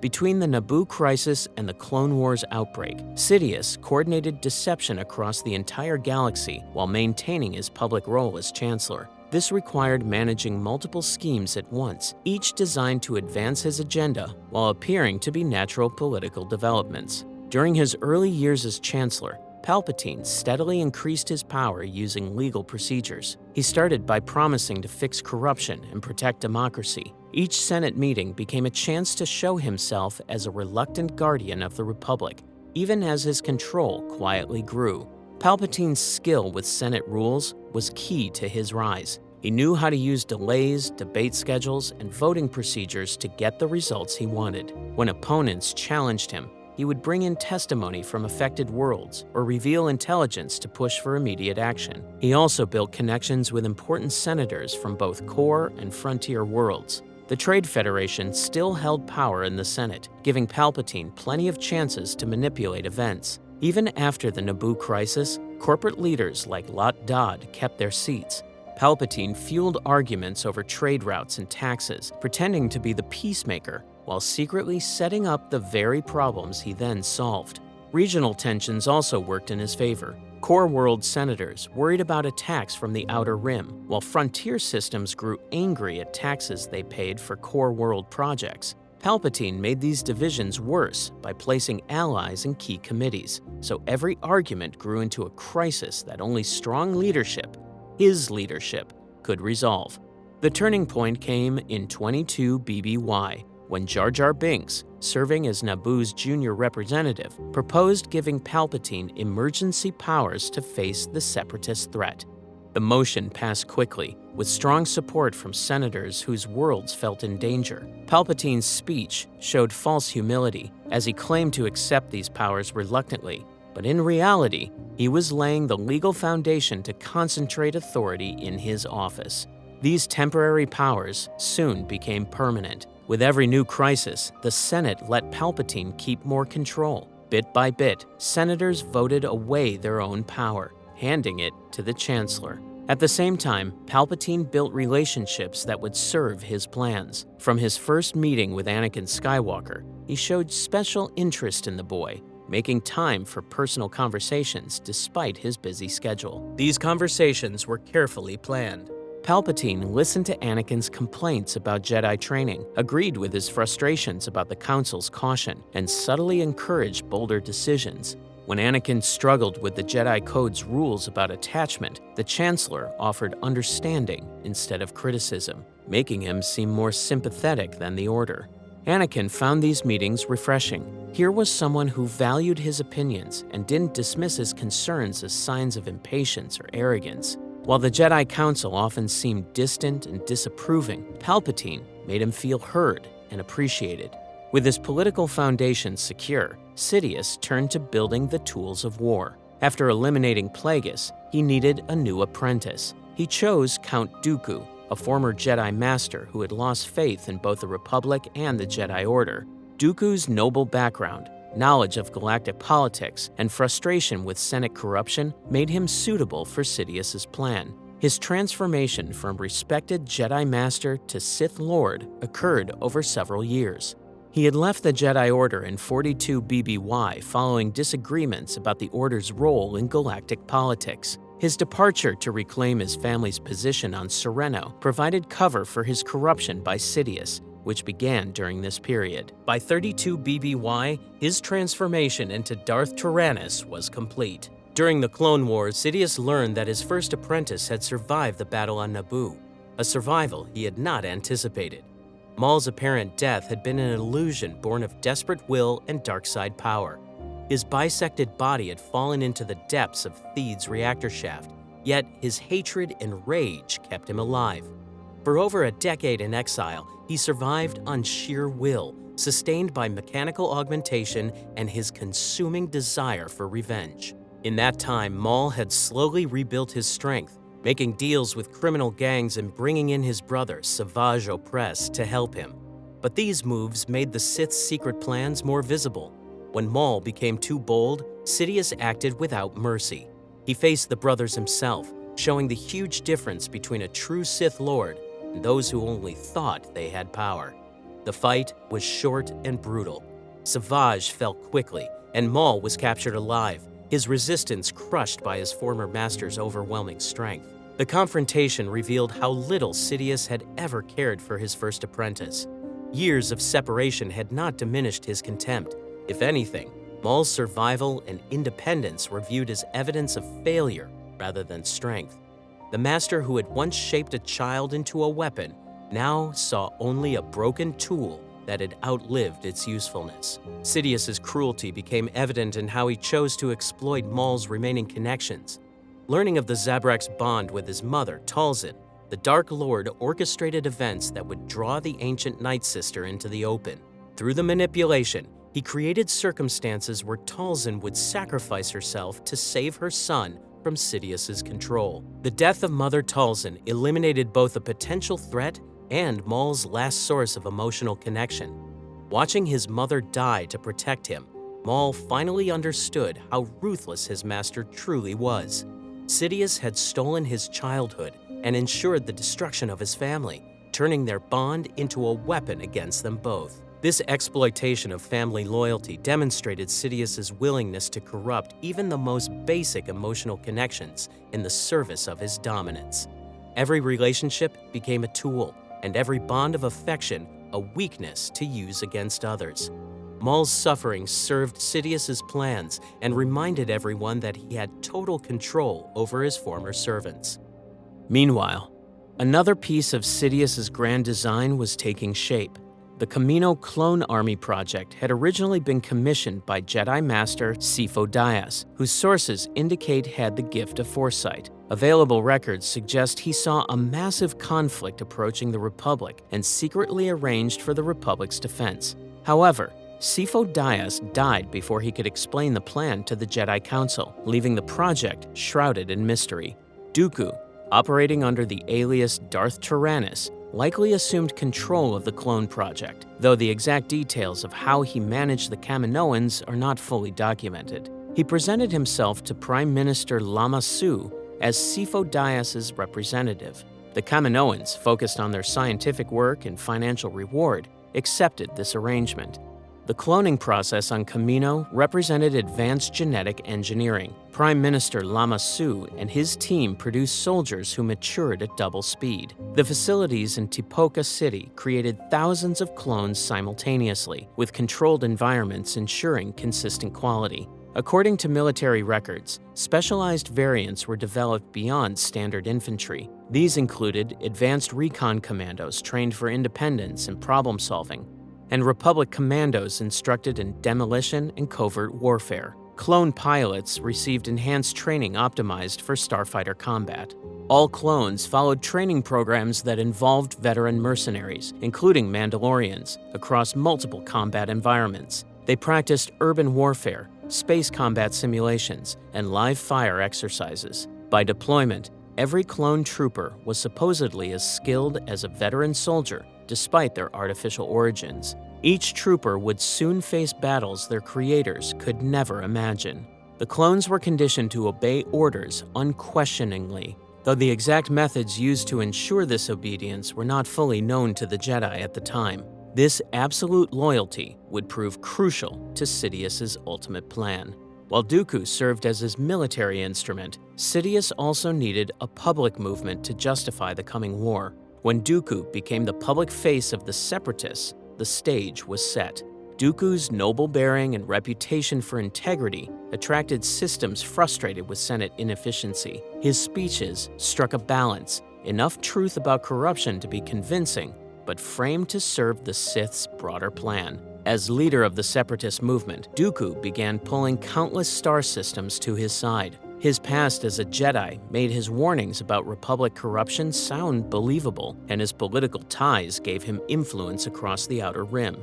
Many planets that felt forgotten by Coruscant saw Dooku as a leader who truly understood their struggles. The Separatist crisis began when Dooku gave public speeches accusing the Republic of being corrupt and weak. From his homeworld of Sereno, he pointed to real examples of the Senate's failures and its favoritism toward the core worlds.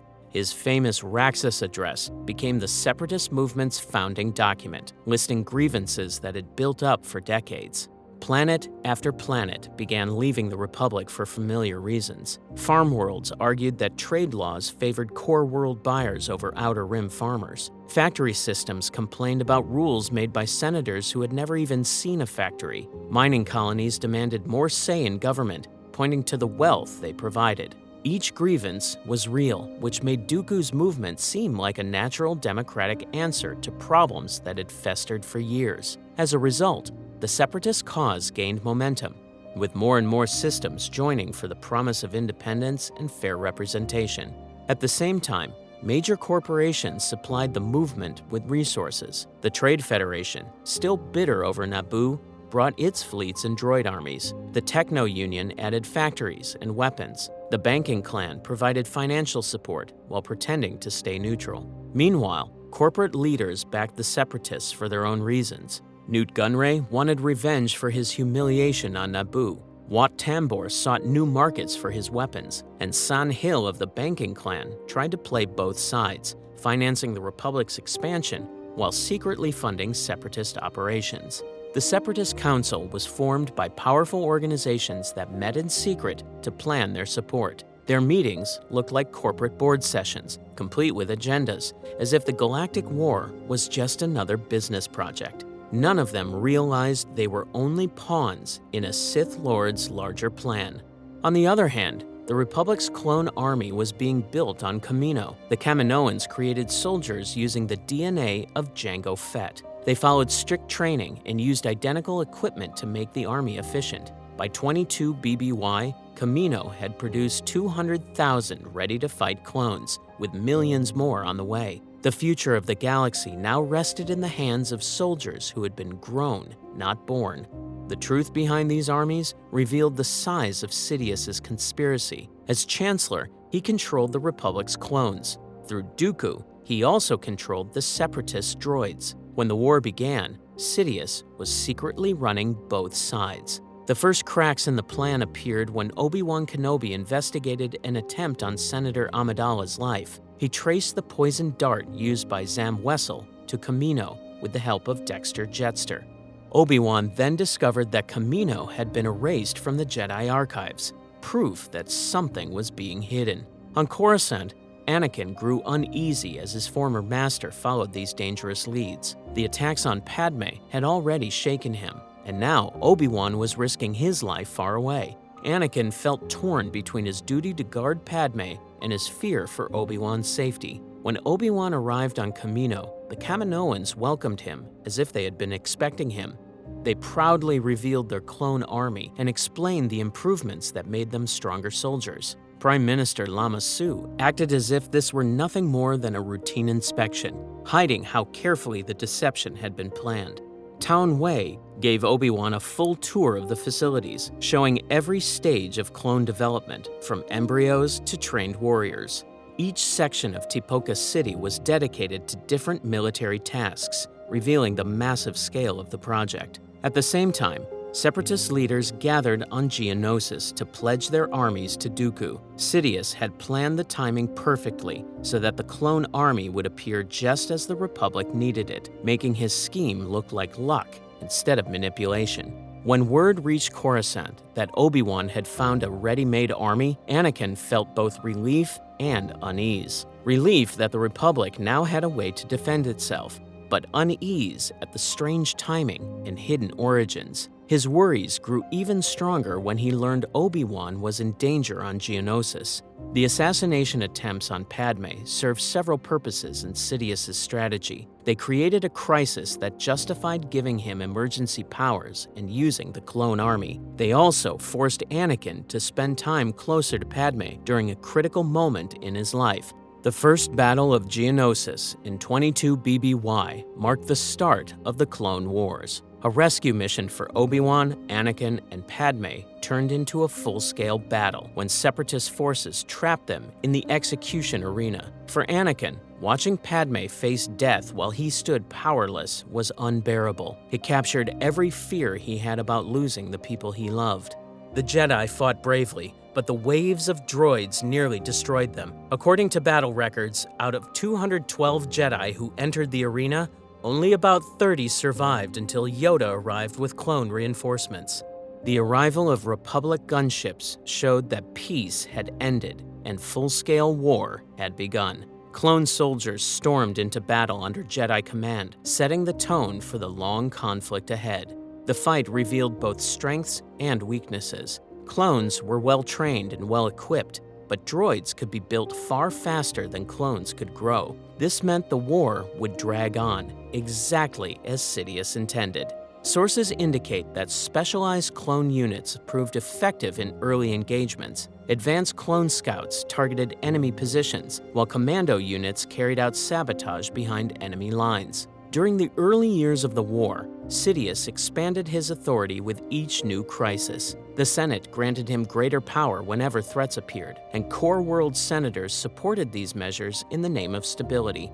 Temporary powers soon became permanent, building the legal framework for authoritarian rule disguised as democracy. The pattern was predictable. A crisis arose, the Senate debated without resolution, and Palpatine reluctantly accepted more authority to end the conflict. Those who opposed him were labeled unpatriotic, while his supporters praised his strength. Democratic institutions still existed, but they had become little more than formalities that confirmed Palpatine's decisions. Early battles revealed the scale of the conflict. At Christophsis, Admiral Trench's blockade trapped Senator Organa and thousands of refugees. Republic forces eventually broke through, using new tactics and experimental technology. For Anakin, the battle was personal. His new Padawan, Ahsoka, was thrust into combat before he believed she was ready, forcing him to confront his fear of losing another student in wartime. The victory came at a heavy cost, and clone betrayal by Slick exposed the Republic's vulnerabilities.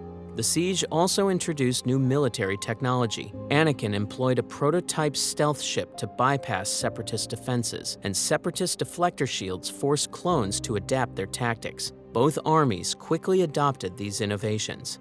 The Ryloth campaign demonstrated the devastating toll of war on civilians. Wat Tambor's occupation forced the Twi'lek people into labor camps and stripped the planet of its resources. For the Jedi leading the assault, watching an entire population suffer under Separatist rule made the moral stakes unmistakable. This was no longer a political dispute, but a struggle to protect innocent lives. The Republic coordinated with local resistance under Cham Syndulla, proving that military victories alone could not resolve political problems. The campaign unfolded in 3 phases: space battles to break the blockade, ground assaults to defeat Separatist forces, and efforts to restore the local government. Each stage demanded different strategies, and civilians were caught in the middle. The Republic succeeded in liberating Ryloth, but the scars of occupation remained.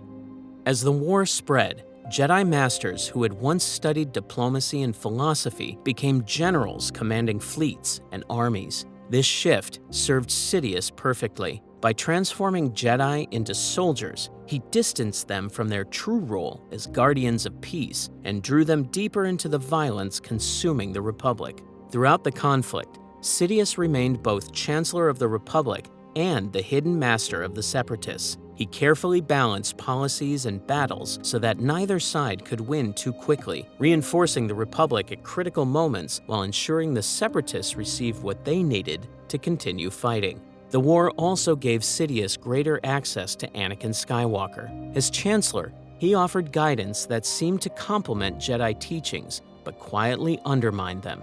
Palpatine positioned himself as someone who understood Anakin's unique abilities in ways that the cautious Jedi Council did not. Palpatine frequently invited Anakin to strategy sessions, social events, and even the opera. These encounters allowed him to study Anakin's emotions while offering advice that weakened the Jedi's warnings about attachment and emotion.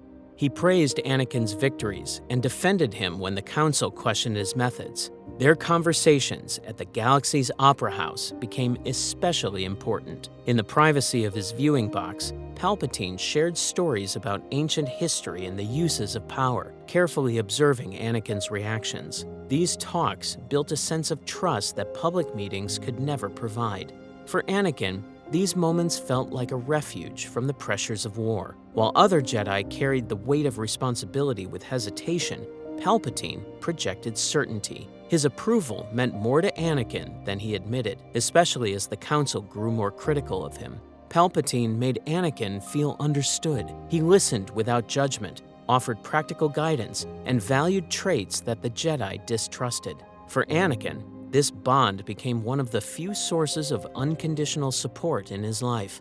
Meanwhile, political opposition to Palpatine's growing authority gathered around Padme Amidala, Bail Organa, and Mon Mothma. They pushed for peace and negotiation, but their efforts failed as new battles erupted. Each crisis gave Palpatine another excuse to claim more control, and anyone who resisted him was portrayed as disloyal to the Republic. Their influence faded as emergency powers became normal. Palpatine's allies dominated key committees, and critical votes were scheduled when opposition senators were absent. The Senate still looked like a democracy, but true debate was disappearing as power bent toward Palpatine. The delegation of 2000 marked the last organized effort to stop him. Based on some accounts, it was led by Padme and Bail Organa. These senators petitioned for power to be restored to the Senate once the war ended. For Padme, watching the republic she had sworn to serve transform into a dictatorship felt like a betrayal of everything Naboo had fought for. But their plea came too late. Palpatine already held the authority he needed, and the senators feared democracy was beyond saving. By the third year of the war, Sidious's plan was nearly complete. He had weakened both sides while establishing himself as the indispensable figure to end the conflict. The Jedi were scattered across the galaxy, vulnerable to a coordinated strike. Most importantly, Anakin Skywalker had been placed exactly where Sidious wanted him. The Republic that had once elected Palpatine as a reformer no longer existed. In its place stood a militarized state where emergency powers had become permanent and oversight had nearly vanished. The Senate still held debates and votes, but they were hollow rituals. Real democracy had been gutted from within. Clone commanders now reported directly to the Chancellor, bypassing traditional chains of command. Jedi generals were forced to carry out policies they had no say in creating. The war economy was under government control, and entire sectors of the galaxy had grown dependent on the conflict of survival. The stage was set for the final phase of Sidious's plan. Everything now depended on Anakin Skywalker, the Chosen One, who remained the only one capable of stopping the Sith Lord's ultimate design. The perfect solution. With the Jedi scattered and the Senate accustomed to his emergency powers, Darth Sidious put his plan into motion. In the Legends novel Revenge of the Sith by Matthew Stover, the Supreme Chancellor arranged his own capture. To the Republic, it seemed Palpatine had fallen to a daring separatist attack, yet the Dark Lord had orchestrated the entire operation himself. The kidnapping marked the end result of a decade-long strategy that had slowly weakened the Republic while preparing Sidious for absolute power. Throughout the Clone Wars, he created crises that required emergency powers, scattered the Jedi across the galaxy as military commanders, and built key relationships that would be essential to his final scheme. Sidious had chosen Count Dooku and Anakin Skywalker with care. Dooku was the perfect public leader for the Separatists. As a former Jedi with noble heritage and genuine complaints about corruption in the Republic, he gave the rebellion credibility. At the same time, his secret identity as Darth Tyrannus allowed Sidious to control both sides of the war. Anakin was even more valuable. As the prophesied Chosen One, his extraordinary power and deep emotional struggles made him the ideal target for corruption and eventual conversion to the dark side. The entire kidnapping was meant to accomplish several goals at once. Sidious intended to eliminate Count Dooku, who had outlived his usefulness, test Anakin Skywalker's loyalty through moral compromise, and create the crisis atmosphere needed for the final expansion of his powers. Every part of the rescue mission served these overlapping purposes. The battle above Coruscant displayed the Republic's military strength. Separatist forces fought with determination, never realizing their defeat was being engineered to advance Sidious's larger plans. As shown in the movie Revenge of the Sith, when Obi-Wan Kenobi and Anakin Skywalker reached the command tower of the Invisible Hand, they found Palpatine restrained in a chair with Count Dooku standing guard. The lightsaber duel exposed Anakin's growing instability. His relentless strikes and willingness to fight with two blades revealed the anger Sidious had been nurturing for years. When Anakin finally struck Dooku down, the trap was sprung. Palpatine's urging to execute the defeated prisoner forced Anakin to cross a moral line. Dooku's death served Sidious's purpose in multiple ways. It removed a Sith apprentice who had fulfilled his purpose and could potentially expose a conspiracy. It corrupted Anakin through an act of murder committed in cold blood against a defenseless opponent. The execution revealed how well Sidious understood Anakin's mind. He knew that Anakin's anger toward Dooku, his eagerness to win the Chancellor's approval, and his fear for Palpatine's safety would outweigh his Jedi training at that decisive moment. After returning to Coruscant, Sidious continued his manipulation through conversations that built systematically on their established relationship. These exchanges followed patterns he had refined over years of observation, validating Anakin's frustrations with the Jedi Council, encouraging his emotional responses, and positioning himself as the understanding mentor who truly appreciated Anakin's potential. The most important of these conversations occurred at the galaxy's Opera House during a performance of Squid Lake. From the privacy of the Chancellor's box, he explained that Darth Plagueis the Wise had been a Dark Lord of the Sith so powerful that he could use the Force to influence the midichlorians to create life itself. Every part of Sidious's story was crafted to target Anakin's deepest fears. His prophetic dreams of Padme dying in childbirth made the promise of power over death impossible to ignore. His frustration with Jedi rules against attachment made him more open to other philosophies. His trust in Padme's concern made this forbidden knowledge seem like guidance rather than a threat. The tale also worked as a test of Anakin's openness to Sith ideas. Later, in the quiet of his office, Sidious revealed his true identity as Darth Sidious, Dark Lord of the Sith.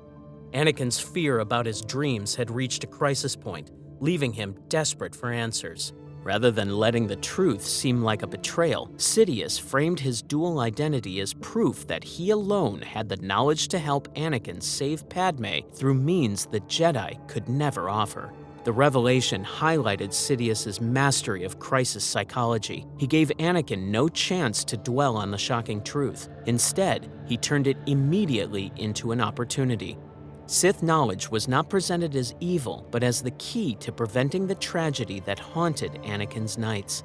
The Legends novel Revenge of the Sith shows that Anakin's first reaction was to ignite his lightsaber and threaten Palpatine, but then he decided to expose the deception to the Jedi Council. He was still concerned with saving his wife, and believed only Palpatine's knowledge would ensure this. The novel reveals that Sidious had fully anticipated this response. He knew that Jedi training would momentarily outweigh desperation. That expected reaction was not a setback, but part of the plan, creating the inner conflict needed to break Anakin completely. The trap was simple, but devastating. Anakin's moral training demanded that he strike down the Sith, yet his attachment to Padme and his terror of losing her demanded another choice. Doing the right thing meant accepting her death.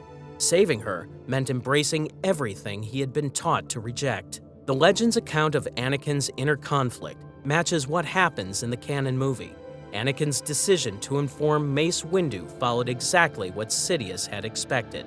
He understood that Anakin's initial loyalty to the Jedi would drive him to report the revelation, but he also knew that the subsequent confrontation would create perfect conditions to complete Anakin's corruption. In the movie Revenge of the Sith, the lightsaber duel between Sidious and Mace Windu served dual purposes. It was both a genuine fight for survival and a performance intended to manipulate Anakin when he arrived. Windu's exceptional skill in lightsaber combat made him genuinely dangerous to the Sith Lord. When Anakin arrived at the critical moment, Sidious demonstrated that psychological mastery could be more effective than fighting skill. As he shifted personas, Sidious claimed that the Jedi were taking over. This accusation played on Anakin's growing suspicions about Jedi motives while positioning the Chancellor as the defender of democracy. His desperate pleas for protection exploited Anakin's protective instincts and sense of justice. Anakin struck down Mace Windu's sword hand at the crucial moment. That single action marked the point of no return. In that instant, Anakin crossed a line that could never be uncrossed, choosing personal attachment over moral principle and sealing his transformation. With Windu dead, Sidious faced no more major obstacles, and Anakin's role in the killing meant he could never go back to his old life. The formal ceremony that transformed Anakin into Darth Vader was brief but symbolically complete. By accepting the new identity, he abandoned his former self and embraced a role defined entirely by service to his Sith master. The Sith Lord bestowed upon him the name Darth Vader. The ceremony was short, showing that Anakin's fall was already set. The brevity of the ceremony reflected its inevitability. By this point, Anakin's conversion was psychologically complete, and formal acknowledgement was merely the final step in a process years in the making. Order 66 represented the climax of the most elaborate military conspiracy in galactic history. Transmitted across the galaxy, it instantly transformed loyal clone soldiers into Jedi executioners. The timing was crucial. Scattered across the galaxy on military campaigns, the Jedi were isolated and vulnerable to coordinated attack. The efficiency of the purge demonstrated the scope of Sidious's long-term planning. The psychological impact on survivors was often as devastating as the physical casualties. Clones who had fought beside Jedi for 3 years, sharing danger and victory, revealed themselves as programmed killers. This betrayal shattered survivors' faith and loyalty, friendship, and the possibility of trust, creating the foundation for Imperial rule through fear rather than cooperation. Simultaneously, Sidious dispatched Vader to assault the Jedi Temple on Coruscant. This mission served multiple purposes, eliminating potential future threats, completing Vader's psychological transformation through acts that made redemption impossible, and demonstrating to the galaxy that no sanctuary remained inviolate under the new order. The temple assault was particularly symbolic. The destruction of the Jedi's most sacred location, combined with the murder of younglings, represented the complete inversion of everything the Order had stood for. Vader's willing participation in these acts severed his last connections to his former identity as a protector of the innocent. As chronicled in the movie Revenge of the Sith, Palpatine then delivered his historic speech to a joint session of the Galactic Senate, announcing the transformation of the Republic into the First Galactic Empire. The speech was a clever piece of politics, making big changes to the government seem like the only way to protect democracy and keep the galaxy safe. The thunderous applause that greeted this announcement represented the tragic culmination of years of careful manipulation. Senators who had been elected to preserve democratic institutions cheered their destruction, genuinely believing that only strong executive leadership could preserve order and security against the threats they faced. The Senate's enthusiastic response demonstrated how emergency measures had become normalized. Years of staged crises had trained senators to see extraordinary powers as necessary. By the time Palpatine declared the Empire, most believed that regular democracy could not handle the galaxy's problems. He had carefully built a legal path for this change through emergency laws passed during the Clone Wars, each new power built on the last, making the shift seem lawful rather than a coup. This made resistance harder and gave the Empire a sense of legitimacy. The outcome was Sidious's total victory. Politically, he had turned a democracy into an authoritarian empire while keeping it looking legal. Militarily, he controlled the galaxy's strongest forces, from the clone army to the Imperial Navy. Personally, he had destroyed the Jedi Order and turned the Chosen One into his enforcer. Palpatine's power grew in carefully measured steps. After Dooku's death, no rival remained who could claim leadership of the Sith or expose their conspiracy. Once Anakin was remade as Darth Vader, Sidious gained a powerful apprentice whose loyalty was secured through guilt and the severed ties of his old life. Following the destruction of the Jedi, no organized resistance was left to challenge Imperial rule. Through the legal foundation of the Empire, resistance appeared as treason rather than patriotism. Each stage had been planned with precision. Dooku's death silenced a witness to the Clone Wars' deception. Anakin's fall gave Sidious a powerful apprentice whose loyalty was secured through guilt and the severed ties of his old life. The Purge of the Jedi eliminated the greatest obstacle to Sith dominance. The Empire's laws created a government that appeared legitimate while granting Sidious unchecked control. The transformation was complete. After 1,000 years of preparation, the Sith had achieved their ultimate goal: absolute power over the galaxy and all who lived within it. Though Sidious had mastered the galaxy, a hidden flaw threatened to undo everything he had built. The Reign of Terror. The rise of the Galactic Empire marked the start of Palpatine's 23-year reign, a reign built not on law or justice, but on fear. No longer a hidden manipulator, he now held open and unquestioned authority over the galaxy. His rule was ruthless and far-reaching. The foundations of government were torn apart and rebuilt, and the relationship between rulers and the ruled was permanently transformed across billions of worlds. Fear became his ultimate weapon. In the early years of Imperial rule, Palpatine focused on tightening his grip on power. Potential threats were removed, and government structures were rebuilt to serve his authority. At first, the Imperial Senate remained as a ceremonial body, but real control shifted to regional governors chosen by the Emperor himself. Even with political power secured, one threat remained that could not be controlled by governors or fear alone: the surviving Jedi. One of the Empire's top priorities was eliminating them. Intelligence agencies worked alongside specialized military units trained to hunt Force users. The Inquisitorius program had been planned prior to the fall of the Republic, with Darth Sidious correctly determining that following Order 66, he would need powerful hunters to cull Jedi survivors. After the Empire's formation, Palpatine gave control of the Inquisitors to Darth Vader, who led them in hunting down remaining Jedi. In a twist of fate, many of these Inquisitors were former Jedi themselves. Palpatine had kept watch over vulnerable Jedi during the Clone Wars, ensuring they were spared from Order 66. Prospective Inquisitors were broken down until they capitulated to the dark side, then given a number and set loose on the galaxy. Each hunt removed a potential threat, while sending a chilling message that even Jedi could be broken and turned against their own order. Beyond physical elimination, the Empire waged war against the Jedi through propaganda. Imperial media branded them as dangerous fanatics who had tried to overthrow the government, with the Force dismissed as an ancient religion and the Jedi declared extinct.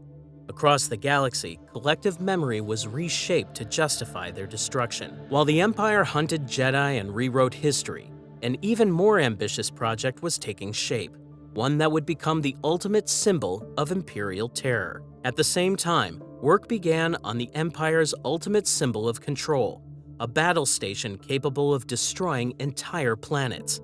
The Catalyst, a Rogue One novel, revealed that the Death Star project began during the Clone Wars under Supreme Chancellor Palpatine. The earliest construction phases took place over Geonosis, where automated factories and Geonosian drones labored to build the skeletal framework for the colossal craft.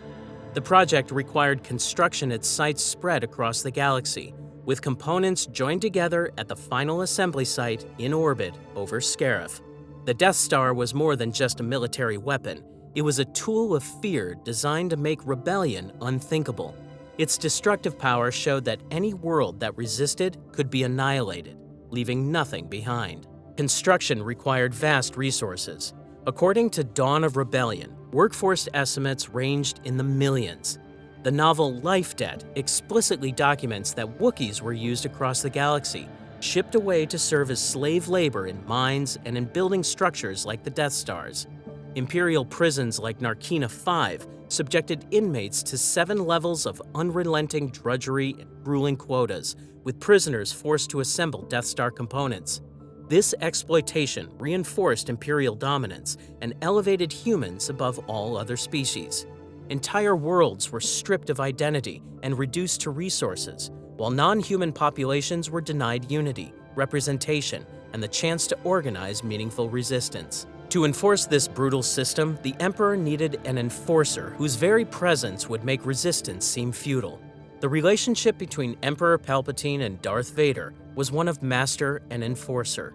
According to the novel Lords of the Sith, their dynamic represented both the Rule of Two's ultimate perfection and its fatal corruption. Vader became the Empire's primary instrument of terror, carrying out missions too dangerous for conventional forces and spreading fear wherever he appeared.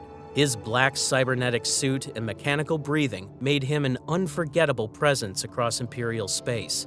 His reputation often traveled ahead of him, making negotiation unnecessary as worlds surrendered rather than face his fury.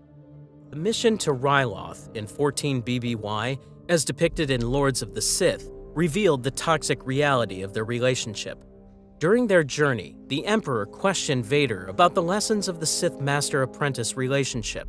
When pressed, Vader dropped to one knee in submission, a gesture that demonstrated he served not from ambition, but from psychological dependency. Sidious had designed Vader's cybernetic suit to cause constant low-level pain that Vader could channel into dark-side power while creating permanent physical dependency. During the Empire's rise to power, the galaxy bore witness to Sidious's capacity for creating loyal servants and discarded victims in equal measure. While Darth Vader served as the regime's visible enforcer, another figure haunted the shadows, a broken reminder of what happened to those who outlived their usefulness to the Emperor. In the Star Wars Rebels episode Twin Sons, Maul, Sidious's first apprentice, had become a living testament to his former master's cruelty. Consumed by vengeance and stripped of purpose, the Zabrak existed in exile, his obsession with revenge the only constant in a life that had been systematically dismantled. When Obi-Wan Kenobi finally confronted him on Tatooine, he observed what had become of Maul, a rat in the desert. Maul's shattered state revealed the personal cost of serving Sidious's ambitions. The contrast between Vader and Maul showed two sides of the same ruthless strategy. Vader remained valuable as an instrument of Imperial terror, his power channeled into the service of the regime. Maul had been discarded the moment his tactical worth ended, left to survive on hatred alone. The same master had shaped both, but their fates demonstrated that loyalty to Sidious guaranteed nothing beyond temporary utility. This pattern of exploitation extended far beyond individual apprentices. Count Dooku had been manipulated into rebellion and then sacrificed when convenient. Anakin Skywalker had been corrupted through psychological manipulation and bound in service through guilt and dependency. Each case revealed Sidious's fundamental view of beings as expendable resources. Maul's continued existence served as a permanent indictment of this cruelty, a reminder that the Emperor's evil was measured not only in planets destroyed or peoples enslaved, but in the individual souls he had deliberately broken in pursuit of absolute power. Yet for all of the Empire's power and cruelty, resistance began to take root in unexpected places. At first, scattered rebel cells posed little danger. They had limited resources, poor coordination, and little chance of sustaining large campaigns. Over time, however, Imperial policies created the very dissent they sought to destroy. The Gorman Massacre, documented in Andor Season 2, exemplified the regime's ruthlessness. Imperial forces deliberately provoked local resistance to justify resource extraction. When peaceful protesters gathered in Palmo Plaza chanting their defiance, Imperial commanders ordered troops to fire at will, resulting in hundreds of deaths in the plaza and thousands more across the planet. The Empire then spun the massacre as justified response to rebel-backed insurrection. The Empire's greatest tactical miscalculation came when it chose to demonstrate the Death Star's power on a world that could not be more wrong. The destruction of Alderaan marked the Death Star's first use and one of the Empire's greatest mistakes. Intended to terrify would-be rebels, it instead united them in outrage. As shown in A New Hope, Grand Moff Tarkin ordered the destruction despite Princess Leia's cooperation, considering Alderaan a more effective demonstration than the remote Dantooine. Despite Leia's protests that Alderaan was peaceful and had no weapons, Tarkin proceeded with the planet's annihilation. The obliteration of an entire peaceful world proved that no system was safe, no matter its loyalty or importance. The Battle of Yavin was Palpatine's first major defeat, one that announced the arrival of an unexpected new threat. Luke Skywalker's destruction of the Death Star shattered Imperial morale and disrupted strategic planning on several levels. The loss proved that the Empire's ultimate weapon was not invincible. Across the galaxy, resistance movements drew courage from the victory, while Imperial leaders were forced to admit that sheer military strength might not be enough to maintain control forever. The construction of the second Death Star above Endor advanced both objectives. It restored the destructive power lost at Yavin, served as bait to draw the rebel fleet into a decisive confrontation, and created the perfect stage for Palpatine to confront Luke directly. The Emperor's plan was simple. By destroying the rebellion and turning Luke into his apprentice, he would secure his rule for generations to come. At Endor, the trap was sprung. The Rebel fleet engaged the Empire's forces, unaware of the station's true capabilities. On board the Death Star, Luke faced the Emperor himself. Palpatine pressed him to embrace his anger and strike in hatred, promising that doing so would grant him the power to save his friends. The moment seemed to offer total victory, the rebellion crushed, and a new Sith apprentice at the Emperor's side. But when the decision came, events turned against him. Instead of standing with his master, Darth Vader chose to save his son. This choice proved fatal to the Emperor's plans. The Emperor's downfall. Palpatine's grip on the galaxy had depended on absolute control. In a single moment of defiance, that foundation crumbled. The Emperor fell into the reactor shaft and died instantly. Vader collapsed, mortally wounded by Palpatine's lightning. In his final moments, he allowed Luke to remove his mask. Father and son saw each other clearly before Vader passed away. The Emperor's death sent shockwaves through the Imperial fleet. Officers who had relied on Palpatine's absolute command now faced an impossible void, and the fleet began to unravel. Some hesitated, while others attempted to continue the fight, but contradictory orders spread confusion throughout the ranks. Capital ships broke formation as commanders struggled to establish control, and in the chaos, several Star Destroyers collided while others simply stopped firing, their crews paralyzed by uncertainty. Then, the second Death Star's reactor detonated in a massive explosion that consumed the incomplete battle station, illuminating the Endor system as debris scattered across space. Meanwhile, the space battle that had seemed hopeless moments before suddenly shifted. Red and Gold squadrons had launched their assault against overwhelming odds. Wedge Antilles led Red Group, while Lando Calrissian commanded Gold Squadron toward the reactor core. Rebel pilots weaved through the blockade, shielding Y-wing bombers as X-wings clashed with TIE fighters in chaotic dogfights. But with the shield generator destroyed and the Imperial fleet disintegrating, the Rebel attack broke through. They reached the reactor core and destroyed the station from within. As depicted in the 1997 special edition of Star Wars Episode VI, Return of the Jedi, celebrations erupted across the galaxy. The Rebel Alliance celebrated in space and on the forest moon below, where Ewoks joined the festivities with drums and bonfires. Rebel pilots embraced aboard their cruisers as news spread through the fleet. The Emperor was dead, the Death Star destroyed. Fireworks lit the skies above Theed on Naboo, and on Tatooine, people assembled in settlements to share the news. Widespread rejoicing marked the end of over 2 decades of tyranny. Luke Skywalker had lost his father, but Vader's final act had ended Palpatine's rule. That was the most dangerous duelist the galaxy ever produced, and the man who turned the Jedi's own greatest masters into a memory. But the story doesn't end here. The one who made all of this possible, who shaped Palpatine into who he became, was his own master, Darth Plagueis. Watch his full story next.